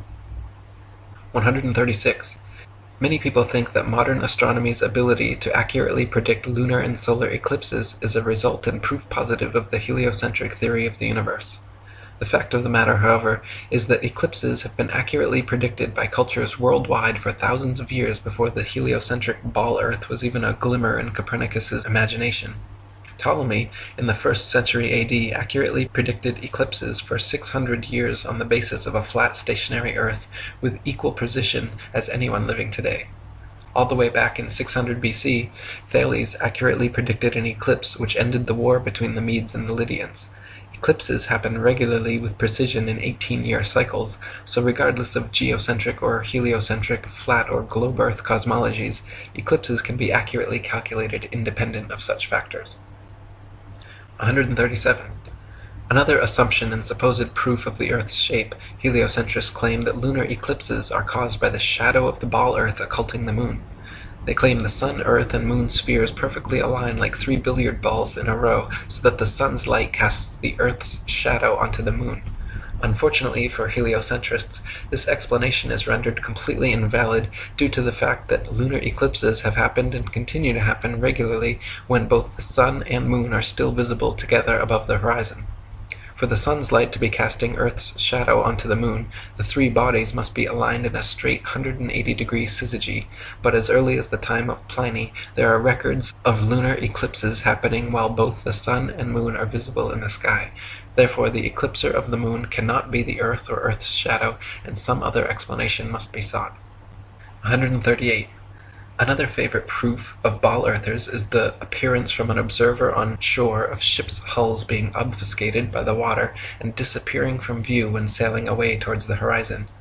Their claim is that ships' hulls disappear before their mastheads because the ship is beginning its declination around the convex curvature of the ball earth. Once again, however, their hasty conclusion is drawn from a faulty premise, namely that only on a ball earth could this phenomenon occur. The fact of the matter is that the law of perspective on plane surfaces dictates and necessitates the exact same occurrence. For example, a girl wearing a dress walking away towards the horizon will appear to sink into the earth the farther away she walks. Her feet will disappear from view first, and the distance between the ground and the bottom of her dress will gradually diminish until, after a half a mile, it seems like her dress is touching the ground as she walks on invisible legs. Such is the case on plane surfaces. The lowest parts of objects receding from a given point of observation necessarily disappear before the highest. 139. Not only is the disappearance of ships' hulls explained by the law of perspective on flat surfaces, it is proven undeniably true with the aid of a good telescope. If you watch a ship sailing away into the horizon with the naked eye until its hull has completely disappeared from view under the supposed curvature of the earth, then look through a telescope, you will notice the entire ship quickly zooms back into view, hull and all, proving that the disappearance was caused by the law of perspective, not by a wall of curved water. This also proves that the horizon is simply the vanishing line of perspective from your point of view, not the alleged curvature of the earth. 140. Foucault's pendulums are often quoted as proof of a rotating earth, but upon closer investigation prove the opposite. To begin with, Foucault's pendulums do not uniformly swing in any one direction. Sometimes they rotate clockwise and sometimes counterclockwise. Sometimes they fail to rotate, and sometimes they rotate far too much. The behavior of the pendulum actually depends on 1. The initial force beginning its swing, and 2. The ball and socket joint, which most readily facilitates circular motion over any other. The supposed rotation of the earth is completely inconsequential and irrelevant to the pendulum's swing. If the alleged constant rotation of the earth affected pendulums in any way, then there should be no need to manually start pendulums in motion. If the earth's diurnal rotation caused the 360-degree uniform diurnal rotation of pendulums, then there should not exist a stationary pendulum anywhere on earth. 141. The Coriolis effect is often said to cause sinks in toilet bowls in the northern hemisphere to drain spinning in one direction, while in the southern hemisphere causing them to spin the opposite way, thus providing proof of the spinning ball earth. Once again, however, just like Foucault's pendulums spinning either which way, sinks and toilets in the northern and southern hemispheres do not consistently spin in any one direction. Sinks and toilets in the very same household are often found to spin opposite directions, depending entirely upon the shape of the basin and the angle of the water's entry, not the supposed rotation of the earth. 142. People claim that if the earth were flat, they should be able to use a telescope and see clear across the oceans. This is absurd, however, as the air is full of precipitation, especially over the oceans, and especially at the lowest, densest layer of atmosphere, is not transparent. Picture the blurry haze over roads on hot, humid days. Even the best telescope will blur out long before you could see across an ocean.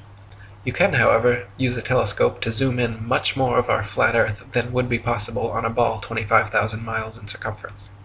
143. People claim that if the Earth were flat, with the sun circling over and around us, we should be able to see the sun from everywhere, all over the Earth, and there should be daylight, even at night time. Since the sun is not 93 million miles away, but rather just a few thousand, and shining down like a spotlight, once it is moved significantly far enough away from your location, it becomes invisible beyond the horizon, and daylight slowly fades until it completely disappears. If the sun were 93 million miles away and the Earth a spinning ball, the transition from daylight to night would instead be almost instantaneous as you passed the terminator line. 144. Pictures of the moon appearing upside down in the southern hemisphere and right side up in the north are often cited as proof of the ball Earth, but once again, upon closer inspection, provide another proof of the flat model. In fact, time-lapse photography shows the moon itself turns clockwise like a wheel as it circles over and around the Earth. You can find pictures of the moon at 360 degrees of various inclination from all over the Earth, simply depending on where and when the picture was taken. 145. Heliocentrists believe the moon is a ball, even though its appearance is clearly that of a flat luminous disk. We only ever see the same one face, albeit at various inclinations, of the moon, yet it is claimed that there is another dark side of the moon which remains hidden. NASA states the moon spins opposite the spin of the Earth in such a perfectly synchronized way that the motions cancel each other out, so we will conveniently never be able to observe the supposed dark side of the moon outside of their terrible fake CGI images. The fact of the matter is, however, if the moon were a sphere, observers in Antarctica would see a different face from those at the equator, yet they do not. Just the same flat face rotated at various degrees. 146. The ball Earth model claims the moon orbits around the Earth once every 28 days, yet it is plain for anyone to see that the moon orbits around the Earth every single day. The moon's orbit is slightly slower than the sun's, but follows the sun's same path from tropic to tropic, solstice to solstice, making a full circle over the Earth in just under 25 hours. 147. The ball Earth model claims the sun is precisely 400 times larger than the moon and 400 times further away from Earth, making them falsely appear exactly the same size. Once again, the Ball model asks us to accept as coincidence something that cannot be explained other than by natural design. The sun and moon occupy the same amount of space in the sky and have been measured with sextants to be of equal size and equal distance, so claiming otherwise is against our eyes, experience, experiments, and common sense. 148. Quoting Earth Not a Globe by Samuel Rowbotham, it is found by observation that the stars come to the meridian about 4 minutes earlier every 24 hours than the sun, taking the solar time as the standard. This makes 120 minutes every 30 days and 24 hours in the year, hence all the constellations have passed before or in advance of the sun at that time. This is the simple fact as observed in nature, but the theory of rotundity and motion on axes and in an orbit has no place for it. Visible truth must be ignored because this theory stands in the way and prevents its votaries from understanding it. 149. Throughout thousands of years, the same constellations have remained fixed in their same patterns without moving out of position whatsoever. If the Earth were a big ball spinning around a bigger sun, spinning around a bigger galaxy, shooting off from the biggest bang, as NASA claims, it is impossible that the constellations would remain so fixed. Based on their model, we should, in fact, have an entirely different night sky every single night and never repeat exactly the same star pattern twice. 150. If Earth were a spinning ball, it would be impossible to photograph star trail time-lapses turning perfect circles around Polaris anywhere but the North Pole. At all other vantage points, the stars would be seen to travel more or less horizontally across the observer's horizon due to the alleged 1,000-mile-per-hour motion beneath their feet. In reality, however, Polaris's surrounding stars can always be photographed turning perfect circles around the central star all the way down to the Tropic of Capricorn. 151. If Earth were a spinning ball revolving around the sun, it would actually be impossible for star trail photos to show perfect circles even at the North Pole. Since the Earth is also allegedly moving 67,000 miles per hour around the sun moving 500,000 miles per hour around the Milky Way, and the entire galaxy going 67 million miles per hour, these four contradictory motions would make star trail time lapses all show irregular curved lines. 152. In 2003, 3 university geography professors collaborated in an experiment to prove that the state of Kansas is indeed actually flatter than a pancake. Using topographical geodetic surveys covering over 80,000 square miles, it was determined that Kansas has a flatness ratio of 0.9997 over the entire state, while the average pancake, precisely measured using a confocal laser microscope, comes in at 0.957, making Kansas thereby literally flatter than a pancake. 153.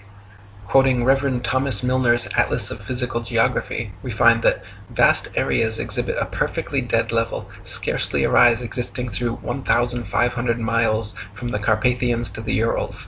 South of the Baltic, the country is so flat that a prevailing north wind will drive the waters of the Stettiner Half into the mouth of the Oder and give the river a backwards flow 30 or 40 miles. The plains of Venezuela and New Granada in South America, chiefly on the left of the Orinoco, are termed llanos, or level fields. Often, in the space of 270 square miles, the surface does not vary a single foot. The Amazon only falls 12 feet in the last 700 miles of its course. The La Plata has only a descent of 1/33 of an inch per mile. 154. The Felix Baumgartner Red Bull Dive outside camera shows the same amount of curvature of Earth from surface level to jump height, proving it to be a deceiving fish-eyed wide-angle lens, while the inside regular camera shows a perfectly flat horizon eye level at 128,000 feet, which is only consistent with a flat plane. 155. Some people claim to have seen the curvature of the Earth out their airplane windows. The glass used in all commercial airplanes, however, is curved to remain flush with the fuselage. This creates a slight effect mixed with the confirmation bias people mistake for being the alleged curvature of the Earth. In actuality, the fact that you see the horizon at eye level at 35,000 feet out both port and starboard windows proves the Earth is flat. If the Earth were a ball, no matter how big, the horizon would stay exactly where it was, and you would have to look down further and further to see the horizon at all. Looking straight out the window at 35,000 feet, you should see nothing but outer space from the port and starboard windows, as the Earth and horizon are supposed to be below you. If they are visible at eye level outside both windows, it's because the Earth is flat. 156. People also claim to see curvature in GoPro or other high-altitude camera footage of the horizon. While it is true that the horizon often appears convex in such footage, it just as often appears concave or flat depending on the tilt and movement of the camera. The effect is simply a distortion due to wide-angle lenses. In lens-corrected and footage taken without wide-angle technology, all amateur high-altitude horizon shots appear perfectly flat. 157. If gravity magically dragged the atmosphere along with the spinning ball Earth, that would mean the atmosphere near the equator would be spinning at over 1,000 miles per hour. The atmosphere over the mid-latitudes would be spinning around 500 miles per hour, and gradually slower to the poles, where the atmosphere would be unaffected at 0 miles per hour. In reality, however, the atmosphere at every point on Earth is equally unaffected by this alleged force, as it has never been measured or calculated and proven non-existent by the ability of airplanes to fly unabated in any direction without experiencing any such atmospheric changes. 158. If gravity magically dragged the atmosphere along with the spinning ball Earth, that would mean the higher the altitude, the faster the spinning atmosphere would have to be turning around the center of rotation.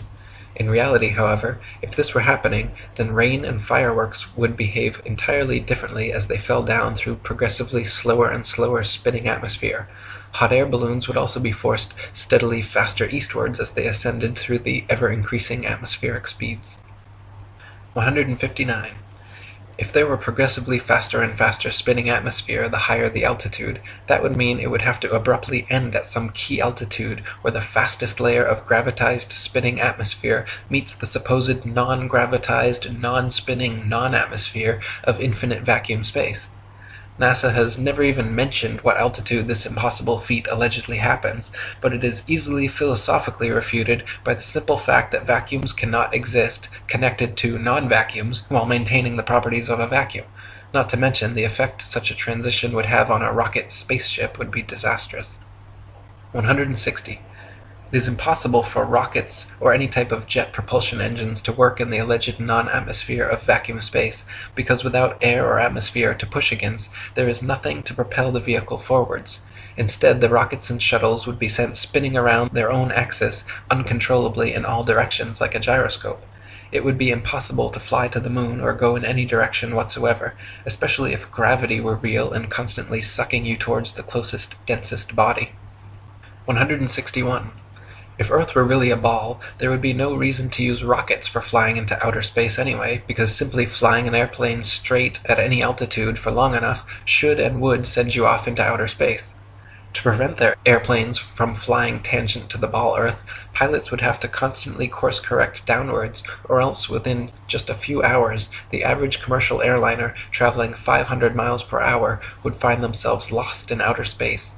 The fact that this never happens, artificial horizons remain level at pilots' desired altitudes and do not require constant downward adjustments, proves the Earth is not a ball. 162. All NASA and other space agencies' rocket launches never go straight up. Every rocket forms a parabolic curve, peaks out, and inevitably starts falling back to Earth. The rockets which are declared successful are those few which don't explode or start falling too soon, but make it out of range of spectator view before crashing down into restricted waters and recovered. There is no magic altitude where rockets or anything else can simply go up, up, up, and then suddenly just start free-floating in space. This is all a science fiction illusion created by wires, green screens, dark pools, some permed hair, and zero-G planes. 163. NASA and other space agencies have been caught time and again with air bubbles forming and floating off in their official outer space footage. Astronauts have also been caught using scuba space gear, kicking their legs to move, and astronaut Luca Parmitano even almost drowned when water started filling up his helmet while allegedly on a spacewalk. It is admitted that astronauts train for their spacewalks in underwater training facilities like NASA's Neutral Buoyancy Lab, but what is obvious from their space bubbles and other blunders is that all official spacewalk footage is also fake and filmed underwater. 164. Analysis of many interior videos from the International Space Station have shown the use of camera tricks such as green screens, harnesses, and even wildly permed hair to achieve a zero-gravity type effect. Footage of the astronauts seemingly floating in the zero gravity of their space station is indistinguishable from Vomit Comet zero-G airplane footage. By flying parabolic maneuvers, this zero-G floating effect can be achieved over and over again, then edited together. For longer uncut shots, NASA has been caught using simple wires and green screen technology. 165. NASA claims one can observe the International Space Station pass by overhead, proving its existence. Yet analysis of the ISS seen through zoom cameras proves it to be some type of hologram or drone, not a physical floating space base. As you can see in my documentary ISS Hoax, when zooming in and out, the ISS dramatically and impossibly changes shape and color, displaying a prismatic rainbow effect until coming into focus, much like an old television turning on and off. 166. The geostationary communications satellite was first created by Freemason science fiction writer Arthur C. Clarke and supposedly became science fact just a decade later. Before this, radio, television, and navigation systems like LORAN and Decca were already well established and worked fine using only ground-based technologies. Nowadays, huge fiber-optic cables connect the internet across oceans, gigantic cell towers triangulate GPS signals, and ionospheric propagation allows radio waves to be bounced all without the aid of the science fiction bestseller known as satellites. 167. Satellites are allegedly floating around in the thermosphere, where temperatures are claimed to be upwards of 4,530 degrees Fahrenheit. The metals used in satellites, however, such as aluminum, gold, and titanium, have melting points of 1,221, 1,948, and 3,034 degrees respectively, all far lower than they could possibly handle. 168. So-called satellite phones have been found to have reception problems in countries like Kazakhstan with very few cell phone towers. If the Earth were a ball with 20,000 plus satellites surrounding, such blackouts should not regularly occur in any rural countryside areas. 169. So-called satellite TV dishes are almost always positioned at a 45-degree angle towards the nearest ground-based repeater tower. If TV antenna were actually picking up signals from satellites 100 plus miles away in space, most TV dishes should be pointing more or less straight up to the sky. The fact that satellite dishes are never pointing straight up, and almost always positioned at a 45-degree angle, proves they are picking up ground-based tower signals and not outer space satellites. 170. People even claim to see satellites with their naked eyes, but this is ridiculous considering they are smaller than a bus and allegedly 100 plus miles away. It is impossible to see anything so small that far away. Even using telescopes, no one claims to discern the shape of satellites, but rather describes seeing passing moving lights, which could easily be any number of things, from airplanes to drones to shooting stars or other unidentified flying objects. 171. NASA claims there are upwards of 20,000 satellites floating around Earth's upper atmosphere, sending us radio, television, GPS, and taking pictures of the planet. All these supposed satellite pictures, however, are admittedly composite images edited in Photoshop. They claim to receive ribbons of imagery from satellites, which must then be spliced together to create composite images of the Earth, all of which are clearly CGI and not photographs. If Earth were truly a ball, with 20,000 satellites orbiting, it would be a simple matter to mount a camera and take some real photographs. The fact that no real satellite photographs of the supposed ball Earth exist, in favor of NASA's ribbons of composite CG imagery, is further proof that we are not being told the truth. 172. If you pick any cloud in the sky and watch for several minutes, two things will happen. The clouds will move, and they will morph, gradually changing shape. In official NASA footage of the spinning ball Earth, such as the Galileo time-lapse video, however, clouds are constantly shown for 24 plus hours at a time and not moving or morphing whatsoever. This is completely impossible, further proof that NASA produces fake CGI videos, and further evidence that Earth is not a spinning ball. 173. NASA has several alleged photographs of the ball Earth which show several exact duplicate cloud patterns. The likelihood of having 2 or 3 clouds of the exact same shape in the same picture is as likely as finding 2 or 3 people with the exact same fingerprints. In fact, it is a solid proof that the clouds were copied and pasted in a computer program, and that such pictures showing a ball-shaped Earth are fakes. 174. NASA graphics artists have placed things like faces, dragons, and even the word sex into cloud patterns over their various ball Earth pictures. Their recent 2015 Pluto pictures even clearly have a picture of Disney's Pluto the dog layered into the background. Such blatant fraud goes unnoticed by the hypnotized masses, but provides further proof of the illegitimacy of NASA and their spinning ball planet mythos. 175. Professional photo analysts have dissected several NASA images of the ball Earth and found undeniable proof of computer editing. For example, images of the Earth allegedly taken from the Moon have proven to be copied and pasted in, as evidenced by rectangular cuts found in the black background around the Earth by adjusting brightness and contrast levels. If they were truly on the Moon and Earth was truly a ball, there would be no need to fake such pictures. 176. When NASA's images of the ball Earth are compared with one another, the coloration of the land and oceans and relative size of the continents are consistently so drastically different from one another as to prove beyond any reasonable doubt that the pictures are all fake. 177. In the documentary A Funny Thing Happened on the Way to the Moon, you can watch official leaked NASA footage showing Apollo 11 astronauts Buzz Aldrin, Neil Armstrong, and Michael Collins for almost an hour using transparencies and camera tricks to fake shots of a round Earth.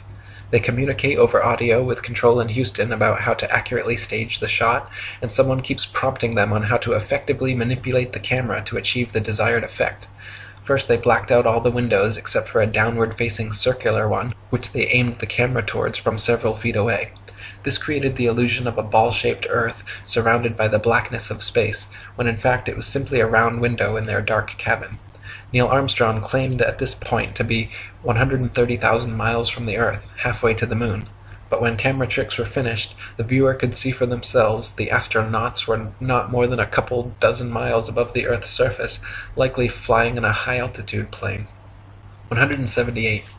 People claim Google Earth somehow proves the ball model without realizing that Google Earth is simply a composite program of images taken from high-altitude planes and street-level car cameras superimposed onto a CGI model of a ball Earth. The same could just as easily be molded onto a square Earth or any other shape, and therefore cannot be used as proof of Earth's rotundity. 179. If the Earth were constantly spinning eastward 1,000 miles per hour, then airplane flight durations going eastward versus westwards should be significantly different. If the average commercial airliner travels 500 miles per hour, it follows that westbound equatorial flights should reach their destination at approximately thrice the speed as their eastbound return flights. In reality, however, the differences in east and westbound flight durations usually amount to a matter of minutes, and nothing near what would occur on a 1,000-mile-per-hour spinning ball Earth. 180. The spinning ball model dictates that the Earth and atmosphere would be moving together at approximately 500 miles per hour at the mid-latitudes where LA to New York City flights take place. The average commercial airliner traveling 500 miles per hour takes 5.5 hours traveling east with the alleged rotation of the Earth, so the return flight west should take only 2.75 hours. But in fact, we find that the average New York to LA flight takes 6 hours, a flight time totally inconsistent with the spinning ball model. 181. Flights eastwards with the alleged spin of the ball Earth from Tokyo to LA take an average of 10.5 hours. Therefore, the return flights westwards against the alleged spin should take an average of 5.25 hours, but in actual fact take an average of 11.5 hours, another flight time totally inconsistent with the spinning ball model. 182.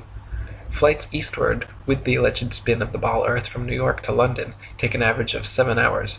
Therefore, the return flights westwards against the alleged spin should take an average of 3.5 hours, but in actual fact take an average of 7.5 hours, a flight time totally inconsistent with the spinning ball model. 183. Flights eastward from Chicago to Boston with the alleged spin of the ball Earth take an average of 2.25 hours.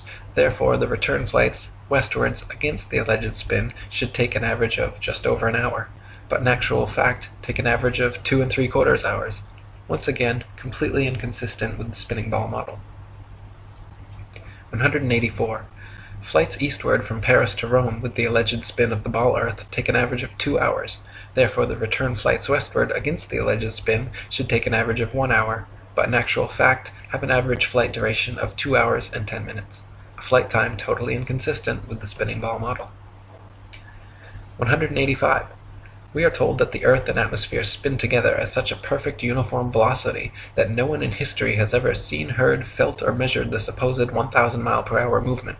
This is then often compared to traveling in a car at uniform velocity, where we only feel the movement during acceleration or deceleration.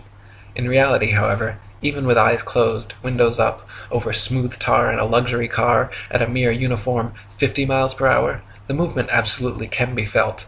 At 20 times this speed, Earth's imaginary 1,000 mile per hour spin would most certainly be noticeable, felt, seen, and heard by all. 186.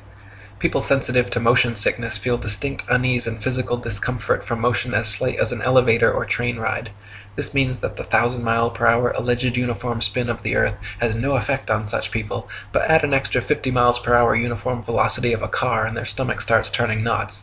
The idea that motion sickness is nowhere apparent in anyone at 1,000 miles per hour, but suddenly comes about at 1,050 miles per hour, is ridiculous and proves the Earth is not in motion whatsoever. 187.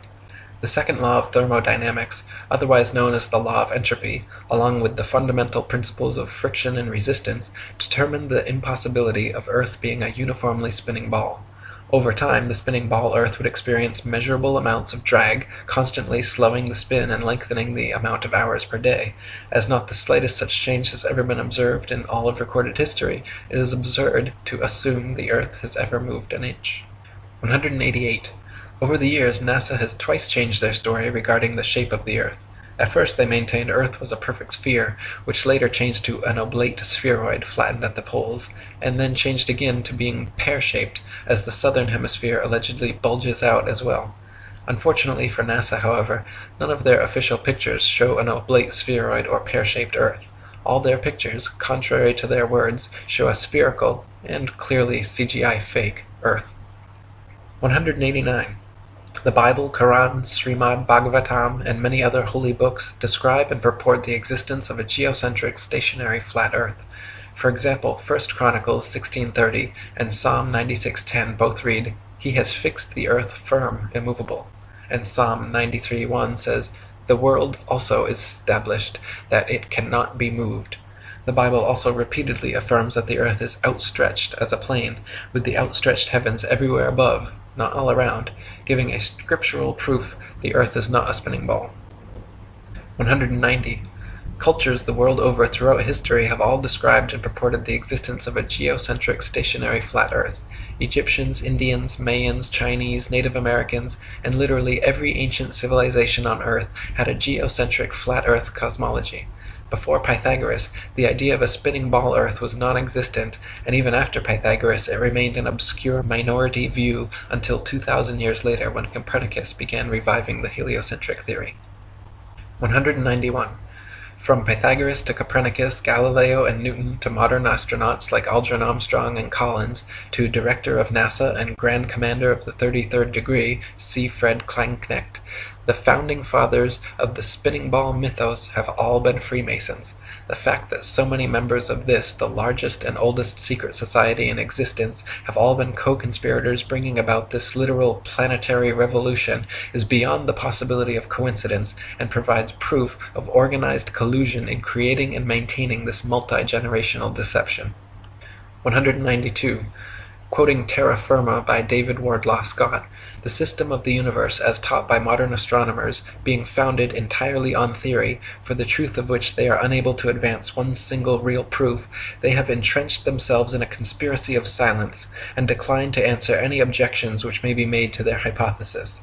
Copernicus himself, who revived the theory of the heathen philosopher Pythagoras and his great exponent Sir Isaac Newton, confessed that their system of a revolving earth was only a possibility and could not be proved by facts.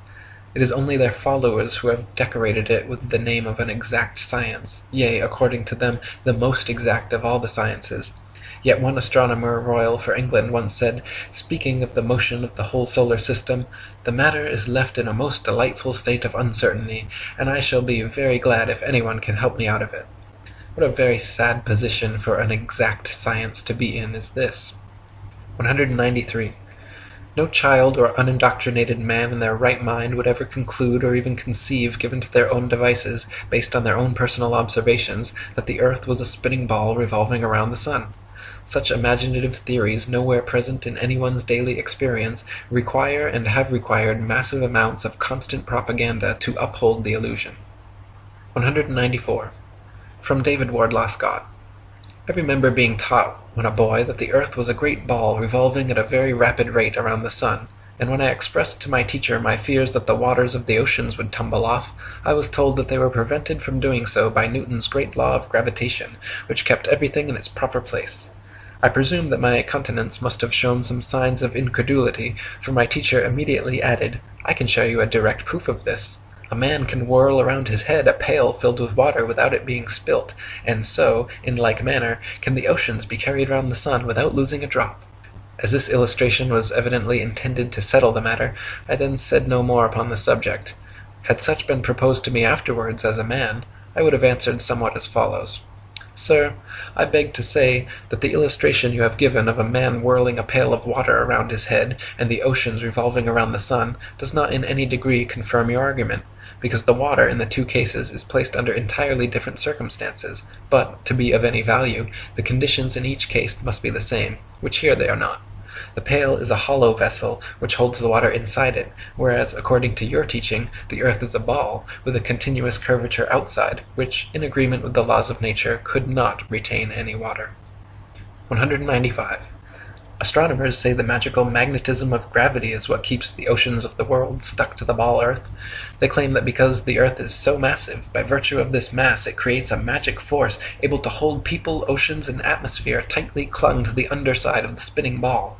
Unfortunately, however, they cannot provide any practical example of this on a scale smaller than the planetary. A spinning wet tennis ball, for instance, has the exact opposite effect of the supposed ball Earth. Any water poured over it simply falls off the sides, and giving it a spin results in water flying off 360 degrees like a dog shaking off after a bath. Astronomers concede the wet tennis ball example displays the opposite effect of their supposed ball Earth, but claim that at some unknown mass, the magic adhesive properties of gravity suddenly kick in, allowing the spinning wet tennis ball Earth to keep every drop of gravitized water stuck to the surface. When such an unproven theory goes against all experiments, experience, and common sense, it is high time to drop the theory. 196. Quoting Marshall Hall. In short, the sun, moon, and stars are actually doing precisely what everyone throughout all of history has seen them do. We do not believe what our eyes tell us because we've been taught a counterfeit system which demands that we believe what has never been confirmed by observation or experiment. That counterfeit system demands that the Earth rotate on an axis every 24 hours at a speed of over 1,000 miles per hour at the equator. No one has ever seen or felt such movement, nor seen or felt the 67,000 mile per hour speed of Earth's alleged orbit around the Sun, or its 500,000 mile per hour alleged speed around a galaxy, or its retreat from an alleged Big Bang at over 67 million miles per hour. Remember, no experiment has ever shown the Earth to be moving. Add to that the fact that the alleged rotational speed we've all been taught as scientific fact must decrease every inch or mile one goes north or south of the equator, and it becomes readily apparent that such things as accurate aerial bombing in World War II down a chimney from 25,000 feet with a plane going any direction at high speed would have been impossible if calculated on an Earth moving below at several hundred miles per hour and constantly changing with the latitude. 197. Some people claim there is no motive for such a grand-scale deception, and that flat or ball makes no difference. By removing Earth from the motionless center of the universe, these Masons have moved us physically and metaphysically from a place of supreme importance to one of complete nihilistic indifference. If the Earth is the center of the universe, then the ideas of God, creation, and a purpose for human existence are resplendent. But if the Earth is just one of billions of planets revolving around billions of stars in billions of galaxies, then the ideas of God, creation, and a specific purpose for Earth and human existence become highly implausible. By surreptitiously indoctrinating us into their scientific materialist sun worship, not only do we lose faith in anything beyond the material, we gain absolute faith in materiality, superficiality, status, selfishness, hedonism, and consumerism. If there's no God and everyone's just an accident, then all that really matters is me, me, me. They've turned Madonna, the mother of God, into a material girl living in a material world. Their rich, powerful corporations with slick sun cult logos sell us idols to worship, slowly taking over the world while we tacitly believe their science, vote for their politicians, buy their products, listen to their music and watch their movies, sacrificing our souls at the altar of materialism. To quote Morris Klein, the heliocentric theory, by putting the sun at the center of the universe, made man appear to be just one of a possible host of wanderers drifting through a cold sky. It seemed less likely that he was born to live gloriously and to attain paradise upon his death. Less likely, too, was it that he was the object of God's ministrations. 198. Some say that the idea of an intergenerational worldwide conspiracy to delude the masses sounds implausible or unrealistic. But these people need only familiarize themselves with the works and writings of Freemasons themselves, for example John Robison, who exposed this in his 1798 book, Proofs of a Conspiracy Against All the Religions and Governments of Europe, carried out in the secret meetings of the Freemasons, Illuminati, and reading societies. Supreme Commander of the 33rd Degree Albert Pike was quite forthcoming in several letters regarding the Masons' ultimate goal of world domination, and the Zionist Protocols of the Learned Elders of Zion, the exact plan by which this would be and has been carried out, is completely disclosed.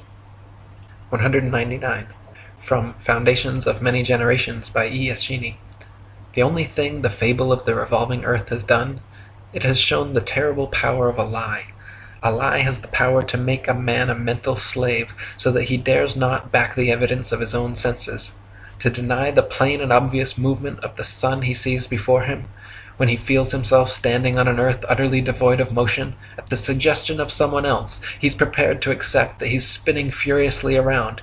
When he sees a bird flying and gaining over the ground, he's prepared to believe that the ground is really traveling a great number of times faster than the bird. Finally, in order to uphold the imagination of a madman, he is prepared to accuse his maker of forming for him a sensiferous lie. 200. Finally, from Dr. Robotham. Thus we see that this Newtonian philosophy is devoid of consistency. Its details are the result of an entire violation of the laws of legitimate reasoning, and all its premises are assumed. It is, in fact, nothing more than an assumption upon assumption, and the conclusions derived therefrom willfully considered as things proved, and to be employed as truths to substantiate the first and fundamental assumptions.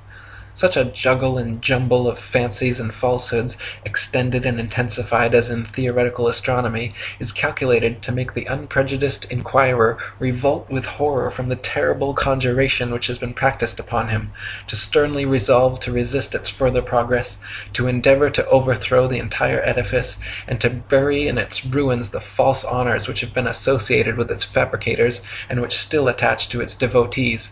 For the learning, the patience, the perseverance, and devotion for which they have ever been examples, honor and applause need not be withheld, but their false reasoning, the advantages they have taken of the general ignorance of mankind in respect to astronomical subjects, and the unfounded theories they have advanced and defended, cannot be otherwise than regretted.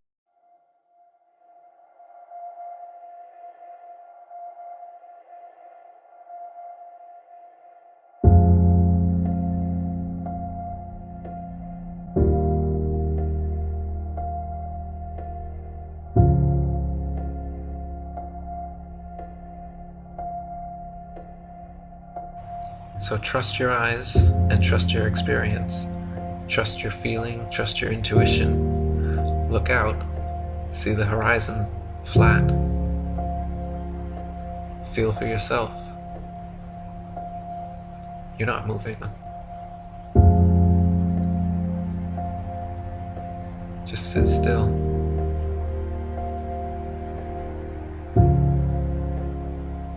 Just sit still for a second.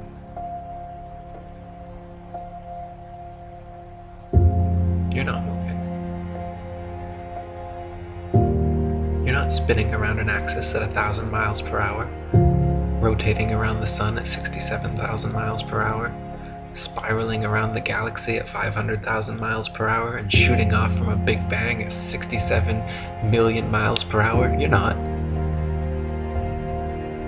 You're motionless. You're just sitting there. Just sit still.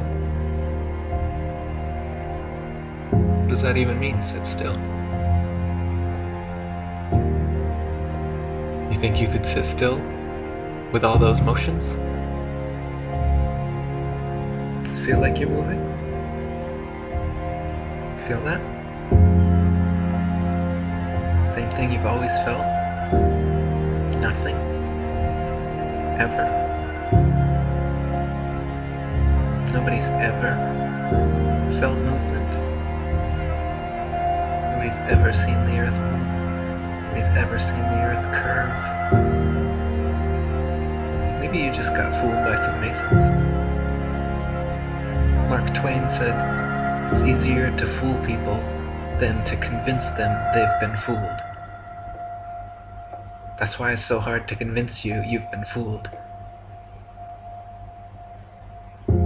You can't possibly believe that you and the rest of the world could have been lied to and deceived by these Masons.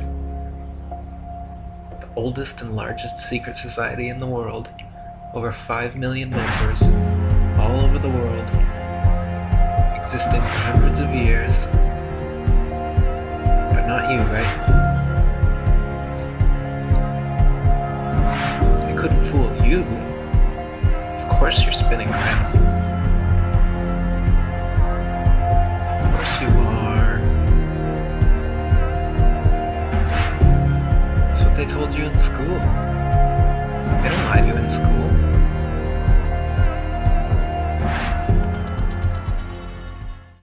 I know you're out there. I can feel you now. I know that you're afraid. You're afraid of us. You're afraid of change. I don't know the future. I didn't come here to tell you how this is going to end. I came here to tell you how it's going to begin.